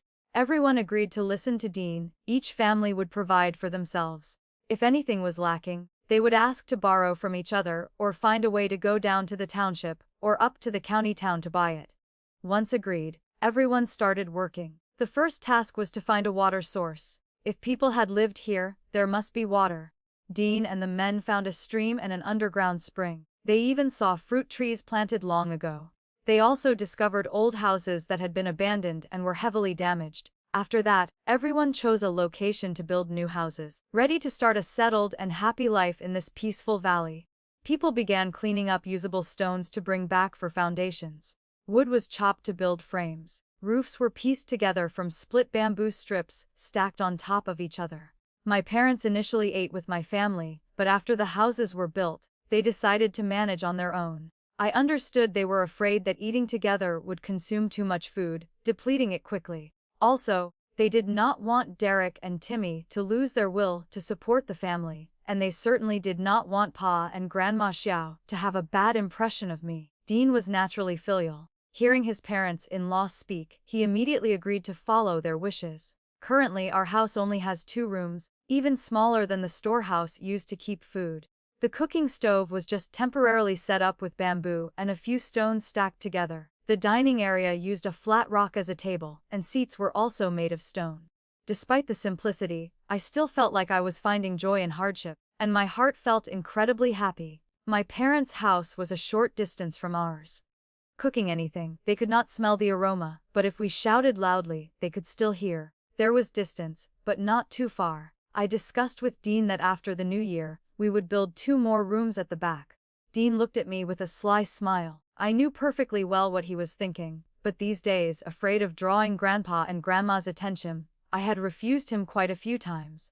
This year's Tet passed very simply. There was not even a mood to celebrate. Everyone was busy clearing land, hoping to plant green vegetables and root crops soon. Fertilizer from humans or ash from burnt grass was considered precious, carefully collected and stored to fertilize the soil. In my family, only Dean was strong and hardworking. Grandpa could still help a little, but I was busy washing and cooking, so I could only help pick up firewood and tree stumps. The stumps were also collected and dried to burn in the stove later. Fortunately, this valley was much warmer than the outside. Although snow still covered the distant mountain ranges, the climate in this valley was favorable and warm. We did not worry that anything planted would freeze to death or fail to germinate. Dean tilled about 1 acre of land, then stopped. He did not continue plowing but switched to chopping wood or walking around the valley to scout for any wild beasts. Although he did not encounter dangerous beasts, he caught several wild chickens that looked like domestic chickens. He asked me if we should kill them. I shook my head. Raise them. Get bran and grass to feed them first. They are all hens. If we can find a rooster, we can let them hatch eggs to produce chicks. Dean asked in surprise, "You know how to hatch chicken eggs?" I smiled and replied, "I learned from my mother." Before, I also followed people to do cooking work for weddings and funerals, but after only a year, they didn't let me go anymore. He asked curiously, "Why didn't they let you go?" I said proudly, "Because I am smart. I only needed to watch how the chef did it to learn. It's a pity he didn't take me to the county market, only working around neighboring villages. Perhaps my parents didn't want to let me go far because I am a girl. If something happened nearby, I could run home for help." Dean laughed. "You are truly capable."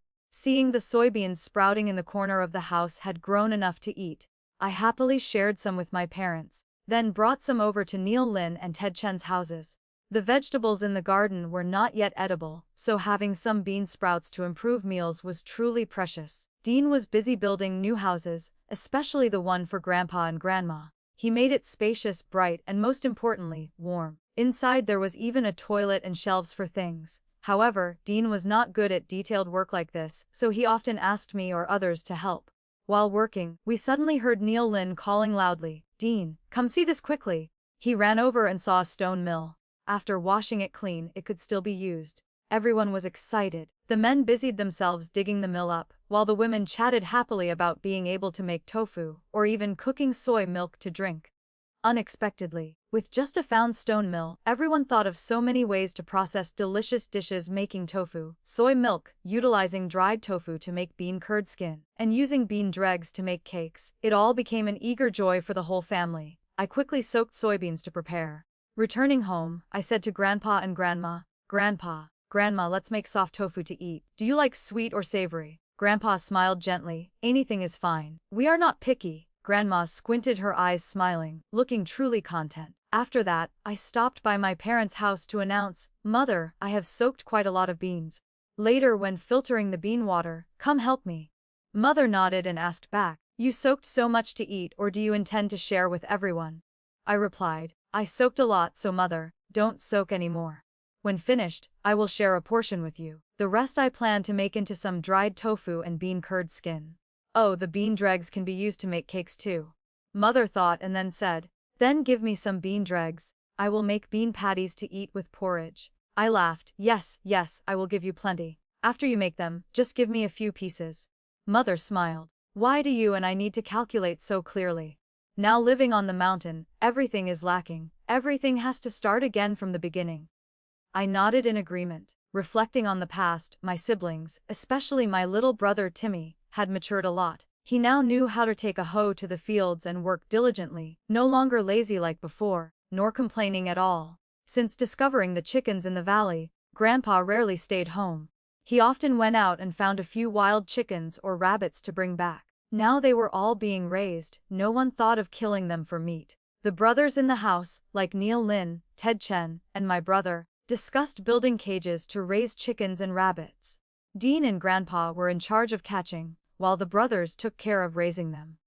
The days living in the valley, though hard, saw everyone wholeheartedly working together towards a better tomorrow.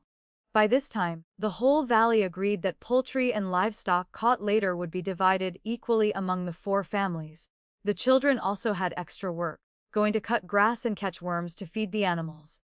When the snow began to melt, Dean led Neil Lin, Ted Chun, and Derek out of the valley to scout. When they returned, the faces of all 4 men were graver than before. Dean sighed softly. "Outside is even more chaotic than I thought. Not only foreign invaders, but now there is internal rebellion with princes fighting for the throne, leading to the people's misery. Those called bandits are not necessarily just robbers. They only rob food, livestock, and money, but absolutely do not harm lives. However, all males from 10 years old and up to under 40 are being seized for conscription." Hearing this, everyone could not help being terrified. Dean continued, "Many people have fled into the forest. Some go alone, some drag their whole families along. From now on, in this valley, we must keep quiet and not speak loudly. Every day we need to assign 4 people to take turns guarding outside the cave entrance in case someone sneaks in." Everyone nodded in agreement. Everyone knew that caution at this time was essential.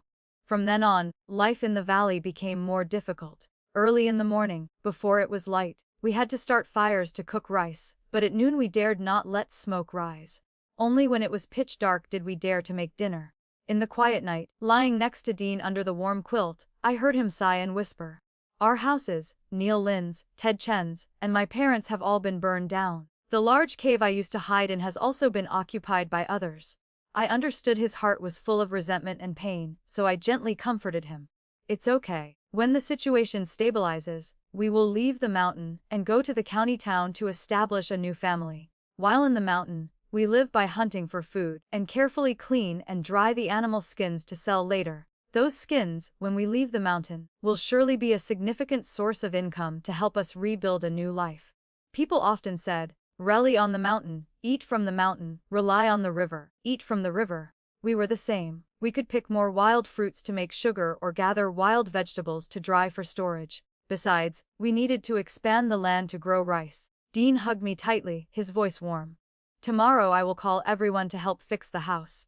True to his word, Dean quickly called Neil Lin, Ted Chen, the brothers in the family, as well as Derek and Timmy to come work. Initially, he only intended to repair a small room, but he decided to build an additional main room for convenient living. Grandpa and Grandma's house was also repaired carefully with wind barriers both inside and out to prevent cold from entering. The night Grandpa and Grandma moved into the new house, I felt exhausted. Time flew by and the 3rd month arrived. One morning, Dean hurried back from the mountain, urgently calling all the men in the house. Everyone carried ropes. Deep in the valley, there was a flock of sheep. Let's quickly catch them. Everyone was excited, preparing knives and scissors to shear the sheep. Sheep wool, after being washed clean and dried, would be used to stuff quilts and warm clothes. The men were enthusiastic. Sheep not only had wool but also meat. After catching the flock, Dean decided to kill one for the whole family to celebrate. I quickly cooked a pot of mutton soup and red braised mutton. Each family had a share. Everyone ate until their bellies were full. Dean and I could not stop praising the delicious taste. "Tomorrow, cook mutton again, wifey," he said while eating. The mutton was indeed attractive. Not only Dean but Neil Lin, Ted Chen, and my parents also came to ask if I could cook more. However, we only killed the rams, keeping the ewes and lambs to maintain the flock. Deep in the valley, there were still dozens, maybe even 100 sheep. This flock was not only a food source, but also a valuable asset for the difficult days ahead. "If people eat it all, just go catch more, nothing to worry about?" Dean laughed. I nodded. "Okay, I will cook. Only our house has the spices to cook mutton, and it doesn't take much effort."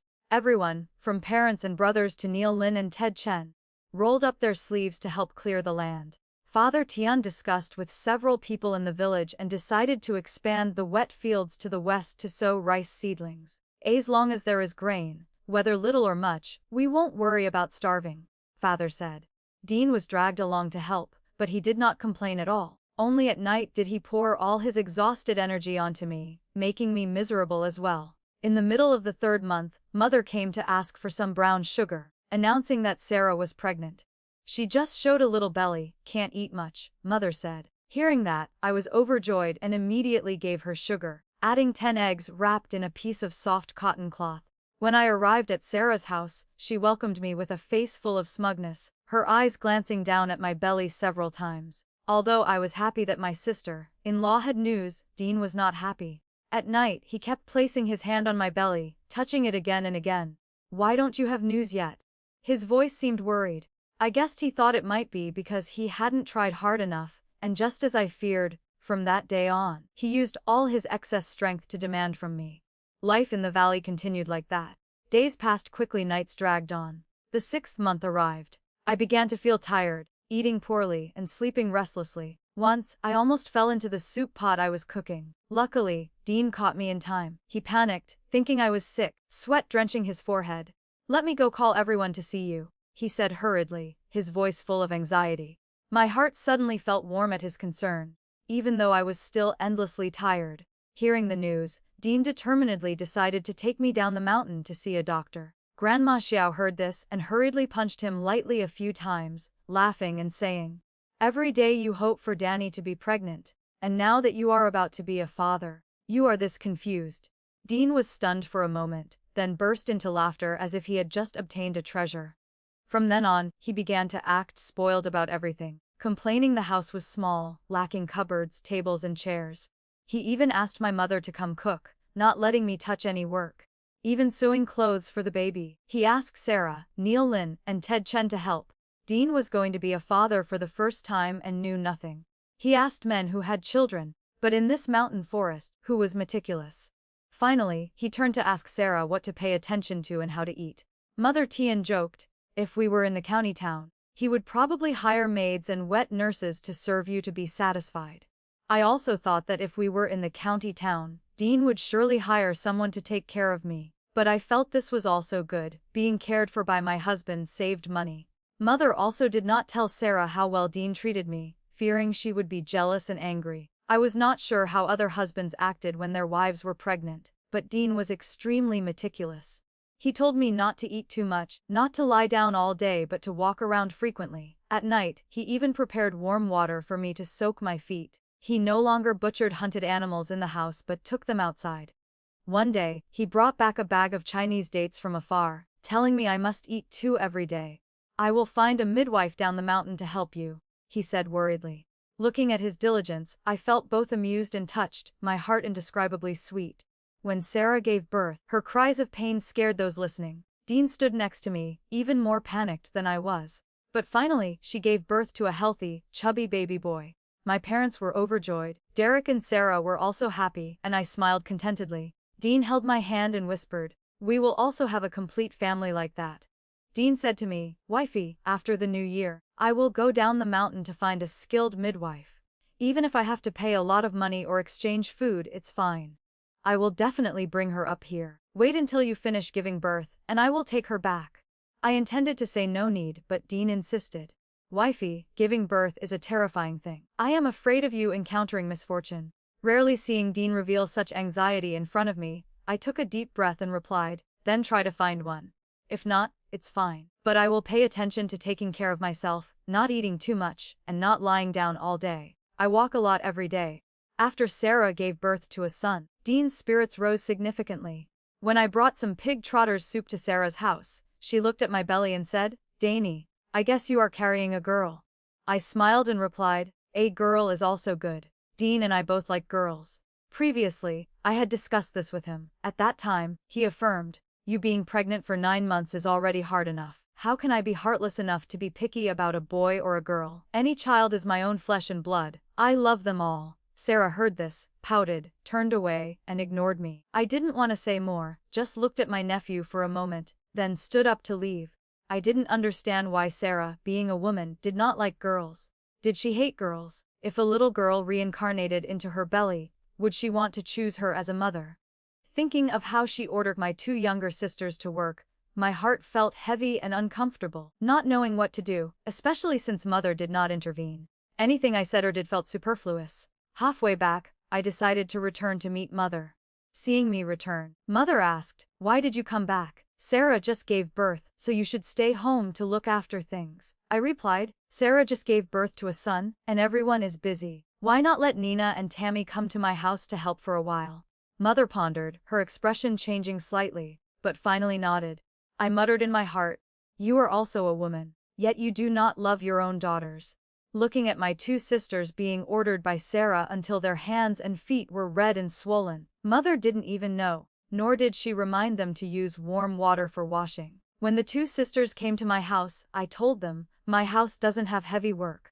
You just need to cook, clean a little, help sew some diapers, and massage Grandpa and Grandma. Eat meals here, no need to go back. Hearing this, the 2 sisters' eyes lit up, and they nodded happily. By evening, Derek came to my house. He was naturally a man of few words, just glanced at the 2 sisters, then looked at me. Seeing the sisters didn't even bother calling him Big Brother, and turned their faces away, Derek sat down and asked, Dani, did Sarah offend you? That question stunned me. I looked stern and asked back, why do you think that? Derek said, you took the 2 sisters to your house. Isn't it because you are annoyed with Sarah? I interrupted Derek. Brother, do you remember how long it has been since the 2 sisters affectionately called you Big Brother, or have you not noticed when they became distant from you? Derek was stunned and did not answer. I continued, it is the 10th month now. Do you know the sisters' hands are swollen and red? Do you know why they are swollen and red? Sarah gave birth to a son, and the whole family is happy. Housework naturally needs to be done, but are there really so many diapers? Do our 2 families lack firewood? My question made Derek silent. Living in this valley, the thing we lacked least was firewood. I originally didn't want to cause trouble with Sarah, but she incited Derek to come question me. This matter had to be clarified once and for all. I said, if I can't say it, let the sisters say it. As soon as I asked, the 2 sisters burst into tears. Nina choked out, Sarah scolded us as wasteful things. Since she got pregnant, whenever no one was home, she would pinch us. We knew that telling our parents would be useless because she was pregnant, and no one dared to do anything. Tammy added, yesterday she even reached into my shirt and pinched me. The 2 sisters lifted their shirts to reveal bruises and scratches that drew blood. Seeing this, Derek's face flushed red, and he could not sit still. I immediately said, Brother, you are the father of the child, a husband, the pillar of the family, but also our brother.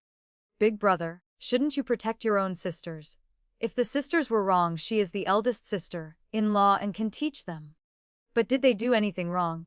They eat the family's rice, but they also work, washing, cooking, gathering firewood, digging roots. They don't lack any task. I continuously questioned him.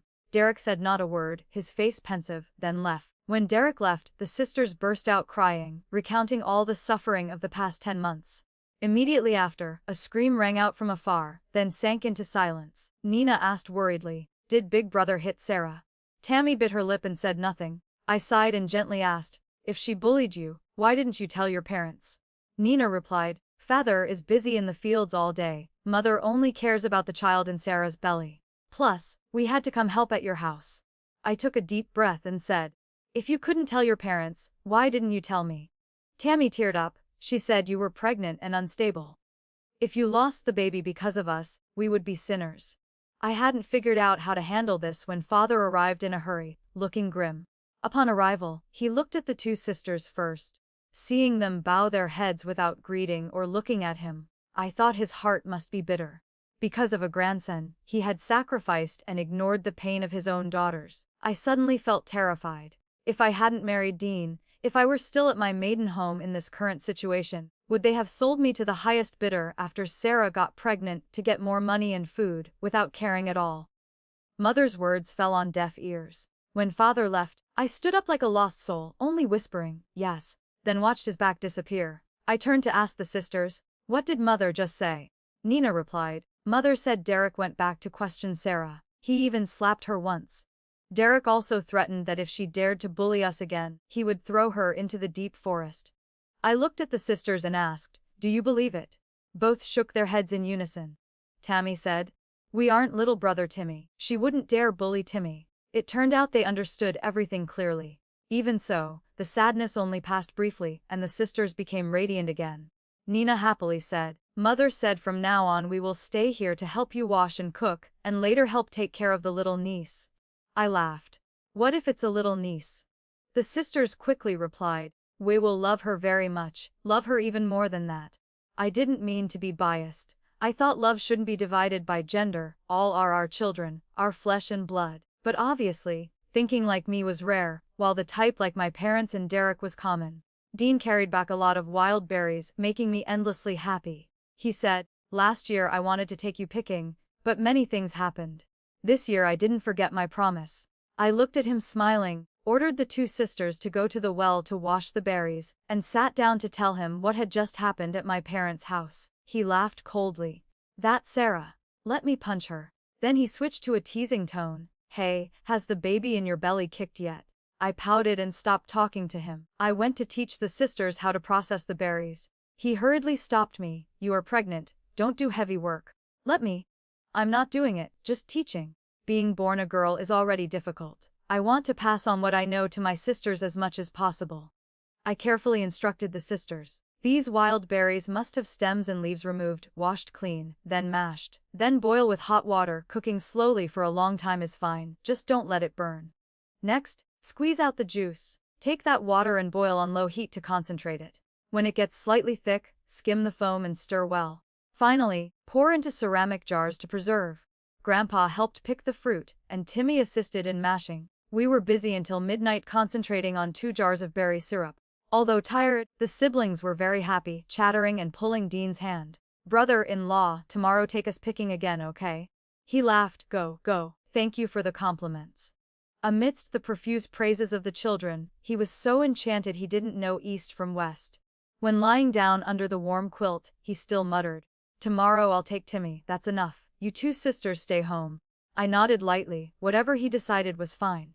Then I turned over, placing a small pillow to support my belly, and sank into a deep sleep. I didn't know much, but whatever I knew, I taught the siblings, from recognizing spices to distinguishing herbs. If possible, I hoped they would learn more about medicinal herbs, because there were many southern medicines in the forest that could be gathered and sold for money. But Dean said knowing was useless, one still had to learn how to prepare them. Not every medicinal plant could simply be washed and dried. He had just built 2 more rooms to store animal skins and insisted on not letting me in to see. I dared not step into the new room Dean built for storage. He brought back 2 skinny dogs from down the mountain. Nothing but skin and bones.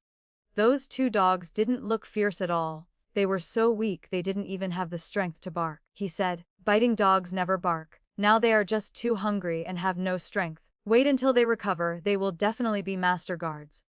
Dean loved the 2 dogs very much, even naming them Big Black and Little Black, then jokingly taught them to call him father and me mother.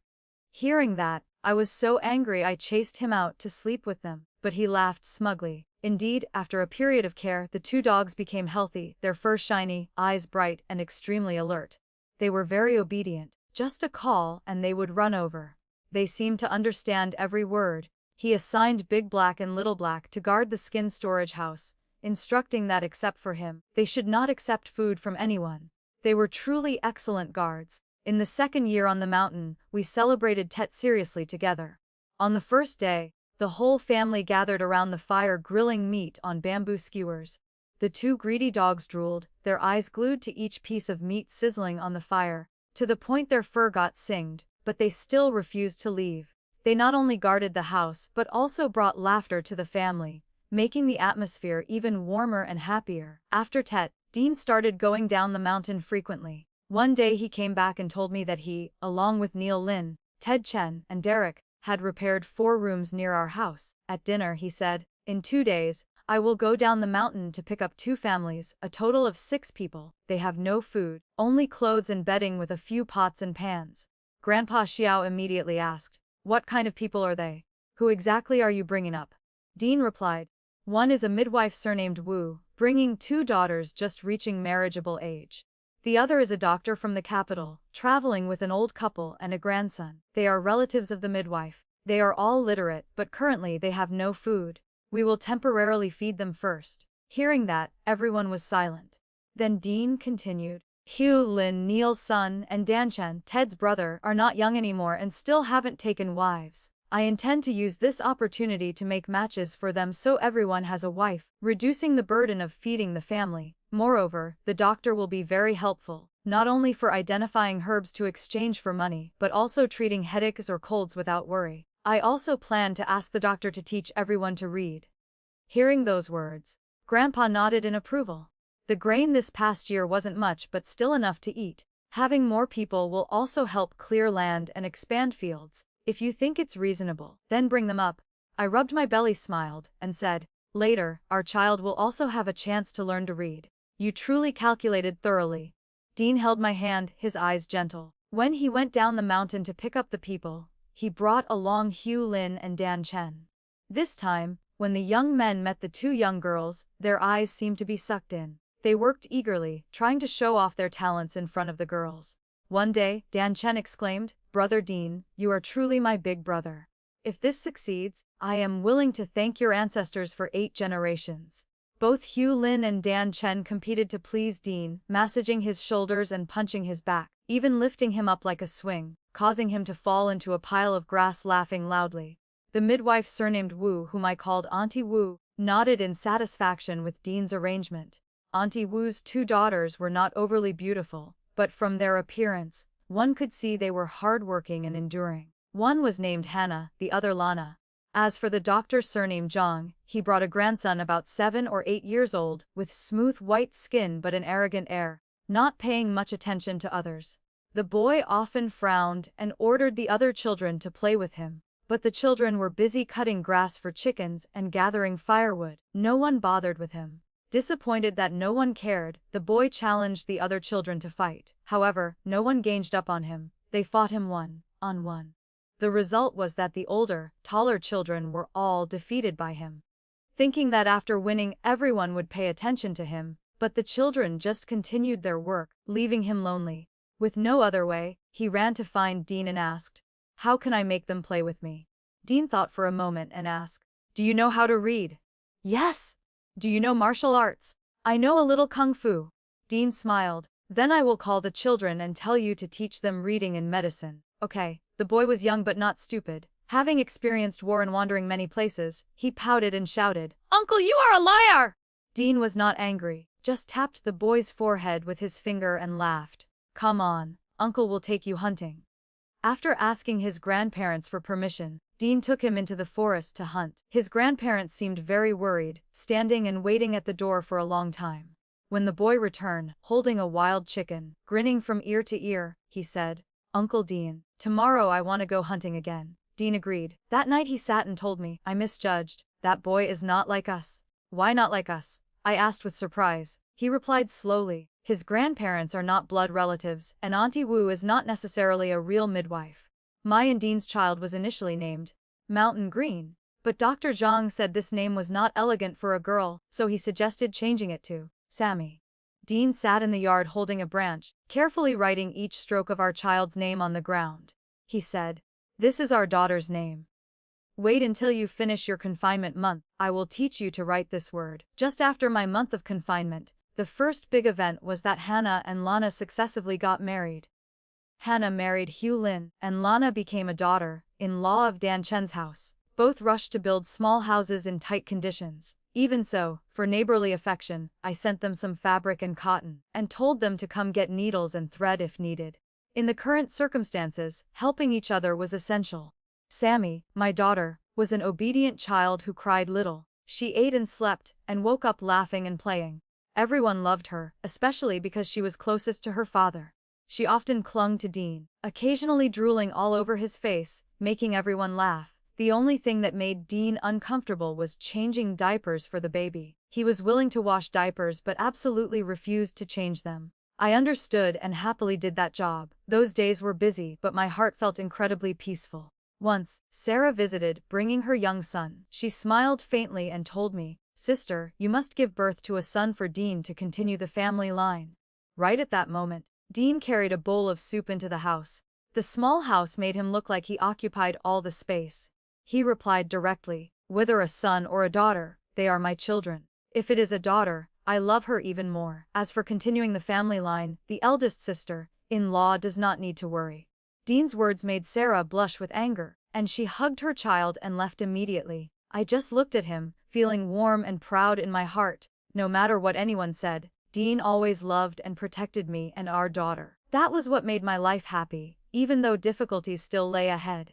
Time passed, and Sammy turned 1 year old. It had been 2 years since our whole family went into the forest. Dean frequently went down the mountain, bringing back necessary things and pitiful stories. Down the mountain was now desolate, fields covered in weeds, few people left alive. Every time he recounted it, the whole family exclaimed, "Lucky we ran in time." When Sammy was 5 years old, she had memorized the 3-character classic and the 100 family surnames fluently. Dean ceased to be proud. He could talk about his daughter for 3 days and 3 nights without getting bored. As for her younger brother Stone Shao, although loved, he was treated more strictly by his father. At only 3 years old, he had to practice martial arts stances and sleep alone like a manly man. Recently, Dean led people down the mountain more often. Every time he returned, his face looked both happy and worried. News spread that the new dynasty had issued an edict calling people down from the mountains to clear land, granting fields and establishing household registration. But people were still wary, fearing it was just a trick to lure them out to harm them. They also worried that if they were slow, the land near the town would be occupied by others, making it hard to make a living. "I am not afraid for myself, but for Grandpa, Grandma, and you with the 3 children, I dare not risk it," Dean said. However, Dr. Zhang expressed his intention to say goodbye and prepare to leave the mountain. Dean saw Dr. Zhang and his companions down the mountain. They left us miscellaneous household items as if to repay the kindness of living together in the wilderness all those years. Dean guessed that this time they went down the mountain to return Max Chu to his hometown. Max Chu had now become a handsome, strong teenager with the huge blade Dean forged for him, dancing like a tiger or leopard with soaring spirit. Before leaving, he gently pinched Sammy's cheek and said, "In the future, Big Brother will buy a flower dress for little sister." Sammy shrank back shyly. In contrast, Stone the little brother ran up and called out, "Brother Max, I want a flower dress too?" Max Chu just smiled and said no more. The parting was gentle but full of lingering attachment. The 2 sisters Hannah and Lana stayed behind. This was Max Chu's idea, but Auntie Wu, the midwife, followed the group to leave. When seeing them down the mountain, Dean decided that we would also go down soon to check the situation. "We don't need to bring all the things yet. First, go down to report our names. If it's not okay, there is still a way back." Arriving at the county town, the scene here amazed me. The desolate scene of the chaotic years had gradually changed. Everywhere houses were being repaired, and streets restored. It was true, as the saying goes, 100 things need to be redone from the start. Being the first people down the mountain, our family was allocated land closest to the county town, 5 acres per person. We could accept existing houses or demolish them to rebuild as we wished. Household registration was also renewed. No one asked about the past, background, or previous work. The imperial court only needed people to return to clear land and plant crops. Taxes were exempted for the first 2 years, then had to be paid. Although houses were ruined, there were still reusable materials, roof tiles and rafters could all be utilized. We quickly built a temporary hut, gathering each tile and piece of wood to prepare for building a new house. The family divided the work. Grandpa and Grandma looked after the children, I gathered materials, and Dean transported them to the building site. Although we had a little silver in hand, we clearly understood that wealth could not be flaunted. So we did everything with our own hands, both saving money and keeping it discreet. The new life began there, in the county town about to revive after long years of ruin. At this time, scavenging materials to build a house was not shameful. If we were discovered having silver and were targeted and lost our lives, regret would be too late. Dean always reminded everyone to be cautious.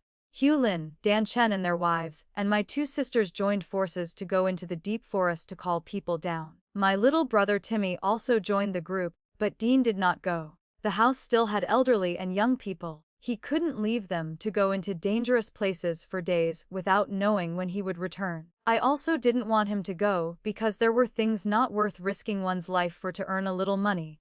Last year, Nina and Tammy had settled down. The husbands of the 2 sisters were originally homeless men with no relatives who used to work as porters in the county town. Later, chaos pushed them into the mountain. When they met Dean, they were helped by him, sharing seeds to plant crops themselves. Although poor, they were honest and hardworking. Dean acted as a matchmaker for the 2 sisters and also helped them build houses in the valley. When leaving the mountain, they chose to register their household near ours. Their lives were simple but diligent and sincere. All old items were collected, broken jars, broken chairs, pig troughs, even crooked tables were brought back. Small things were carried by oneself, large things required 3 or 4 people to carry. Everyone thought that this place near the county town would definitely form a village later. Large houses could let passing merchants stay for a little lodging money. Accumulating small amounts would become large. So everyone tried to build houses as big as possible. These days of scavenging were filled with joy. Dean bought an oilcloth from the county town to cover all materials. Furniture was piled up like mountains, stacked neatly pile by pile. These days of picking up gifts from heaven were interesting and exciting not only for family members but also for neighbors. Life in the valley near the county town gradually stabilized, but the dream of a bright future was still the motivation for everyone to build together from scratch. In the county town, there were many abandoned houses with piles of green bricks and tiles. Dean gave a little silver to the gate guards, then hired 3 more carts, leading the whole family into the city to scavenge. Destroyed houses looked like they had been through looting, doors damaged, roofs torn off. Whatever furniture remained inside that could be used was brought back, especially tiles and green bricks. However, no one was allowed to touch intact houses. 1 month passed, and we collected enough usable things. Surplus materials could be sold for silver. But as people in the town began to crowd back, many bold ones even dared to dismantle houses. This matter reached the district magistrate's ears. He was furious and issued a ban. No one was allowed into the city to pick up things. Anyone disobeying would be executed immediately. Unable to continue entering the city, our family started building the house.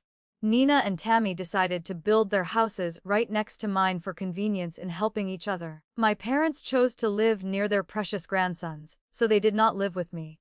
Timmy had grown up, established his own household, and chose land next to mine. Surely his house would also be built near me. While my parents grew older and their memory declined, Timmy appeared increasingly wise and clear-headed.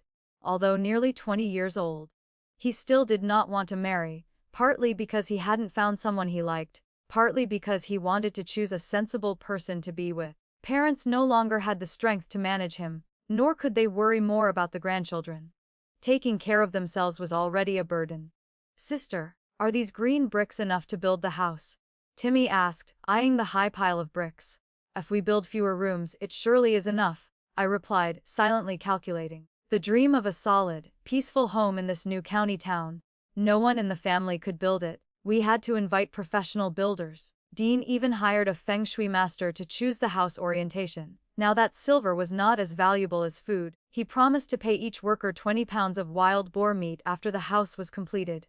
To do that, he had to go into the forest to hunt. "Master Xiao, this is easy. 2 coppers and 2 meals for each day of work," the workers replied happily. In chaotic times, silver and food had become rare, so this wage level was considered generous. Dean also decided to enclose a large yard to grow vegetables and dig a cellar to store food or use for escape if needed. Hearing this, Nina and Tammy also wanted to do the same but had to give up due to lack of silver and food. I pulled the two sisters, held their hands, and said, "If we are building, do it well once. I will lend you silver and food." "Thank you, sister," Nina and Tammy said in unison, then turned to shout to Dean, "Thank you, brother-in-law." Dean just scratched his head and laughed, then continued working. My house was built spaciously with a large garden. The main house was divided into 6 rooms, with front and back sections. The front section held the bed, while the back section was for wardrobes and chests storing valuables. Dean and my main room were especially spacious and airy. Watching the roof take shape day by day, feelings of peace welled up in my heart. This was not just a shelter but a warm nest for the family in the peaceful years ahead. When building the house, 3 stoves were connected in a row, enough to place 3 large pots, truly majestic. Dean also brought back a few small stoves to use for clay pots. He was truly thorough. Everything was arranged in its place, looking more and more like a true master of the house. The brothers' and sisters' houses were not as big as ours, because the amount of green bricks and tiles, when finally counted, was not enough. When asking the price of new bricks, it was so high we couldn't afford it, so we had to ask the builder to calculate and make it a bit smaller, but it was still very spacious. After completion, we could not hold a beam, raising ceremony or a Thanksgiving party, because there was not enough food for a feast. Even Neil Lin and Ted Chen only brought small gifts to congratulate and dared not stay for a meal, because they understood clearly how much food building a house consumed. They also went to pick up tiles, but didn't get many green bricks, only enough for foundations. My 2 brothers and brothers-in-law had no iron pots. Dean had to go to the prefecture city to sell wild game and brought back 3 iron pots as congratulatory gifts from us. Lacking food, the siblings had to eat at our house for a while. When moving into the new house, Dean started getting anxious about having a 3rd child. As for the allocated land, we had to quickly clear it for planting. Our fields were up to 30 acres wide. Dean complained he couldn't do it all, even with the help of my brothers and brothers-in-law. Seeing him uninterested in farming, I suggested, "How about we spend some silver to hire people to till the land and plant? We still have some money, don't make yourself suffer." "You are so kind-hearted," Dean laughed and replied. But after that, my parents came to ask if there were leftover bricks and tiles to use. The new house and farm work gradually stabilized. My heart was filled with peace because everything was a foundation for a stable life later. Our land had been tilled, and food planted. Seeing my parents looking old and haggard, I felt both pity and helplessness. They exhausted themselves for the grandsons, but precisely because of that, they hurt the hearts of their other children, including me. I now had my own daughter. The situation in the house did not allow me to help my parents' house more. I had to take care of my small nest first before thinking of other things. The green bricks were gone, but there were still some old tiles left. Although not much, I said, "Father, Mother, take them all back. Even if not enough for a big construction, you can make 2 or 3 rooms. Anyway, it's better than roofing with straw." Looking at our row of new houses, looking quite majestic, Mother sighed. "If only we had gone with you back then, it would have been different." But back then, Mother was the one who wanted to distance herself from us. Now she regretted it because she didn't get a share of the benefits. Even asking for tiles, such an important matter, eldest brother Derek dared not come, probably afraid I would ask for money or too ashamed to meet. It was likely the first reason. Mother asked if we intended to return to the home village. I replied, "Temporarily we cannot return. We 3 sisters plan to make some sugar to sell in the town to get money to buy more food. Everything has been planted, and harvest times are different, so it's not too hard. When we have free time, we must earn extra money." The house still lacked many things. Once, Timmy returned and saw the newly built spacious house. He gave me all the money and food he earned, stayed for a night, and then set off into the mountain to find people. He was young and ambitious, which was good. Dean disliked farming but was very diligent in other matters. He found someone to make several new beds for the family, arranging everything thoughtfully. Old wardrobes and chests in the house were either given to Nina and Tammy or sent to Timmy's house, absolutely not used as firewood. The neighborhood gained a few new families, mostly wealthy people coming just to build houses. Green bricks and new tiles filled carts, transported load by load. Dean found work for himself, accepting carpentry jobs for those families near our house. He said it was earning a little to feed the family. One household paid 1 tael of silver a month. 5 households meant 5 taels. It was not a small amount. I thought about cooking porridge and making fried cakes to sell in front of the house. Business was quite good. Nina and Tammy came to help add noodles and buns. Dean skillfully persuaded and arranged for my 2 brothers-in-law to work as assistants helping inventory green bricks and new tiles. Those wealthy people did not spare small change and gave money generously. One day, Dean brought a bag of rice from the town and spoke seriously to me. "Weffie, I plan to send Sammy to school." "What? Sammy is a girl, why go to school? I've never heard of schools accepting female students." "I have discussed it with the teacher. The tuition is 30% higher than for male students. Our daughter is smart, she will surely study better than those boys. I don't expect her to pass exams for official rank, it's just that we suffered from lack of education. If our children learn a lot, their vision will be different. You and I will let Stone go with his sister too. Initially, I will take them myself. Next time I go to the prefecture city to sell wild game, I will buy a donkey cart and hire a servant couple to help." His intention was far-sighted, but hearing that our daughter could go to school made me extremely happy. Especially Dean. Despite wind or rain, he persisted in taking Sammy and Stone, wrapped in warm blankets, on his back to the door. Later, when the house had a donkey cart, the task of transporting them was still undertaken by him, even though we had hired a small servant boy. In the county town, our family bought several storefronts. We kept one to sell food made from wheat, and rented out the rest. Dean still liked to arrive early to wait outside the school for the children to finish. When Sammy turned 10, I became pregnant again. Unexpectedly, it was twins, our 3rd and 4th children. The doctor said the pregnancy was not good. Dean immediately discussed, "How about we don't keep them?" I immediately scolded him severely. "All these years haven't we always longed for this, yet never got pregnant? Now that children have come, it is heaven's fate. How can we not keep them?" Since then, he let the servant boy take care of picking up the children, while he stayed home to take care of me.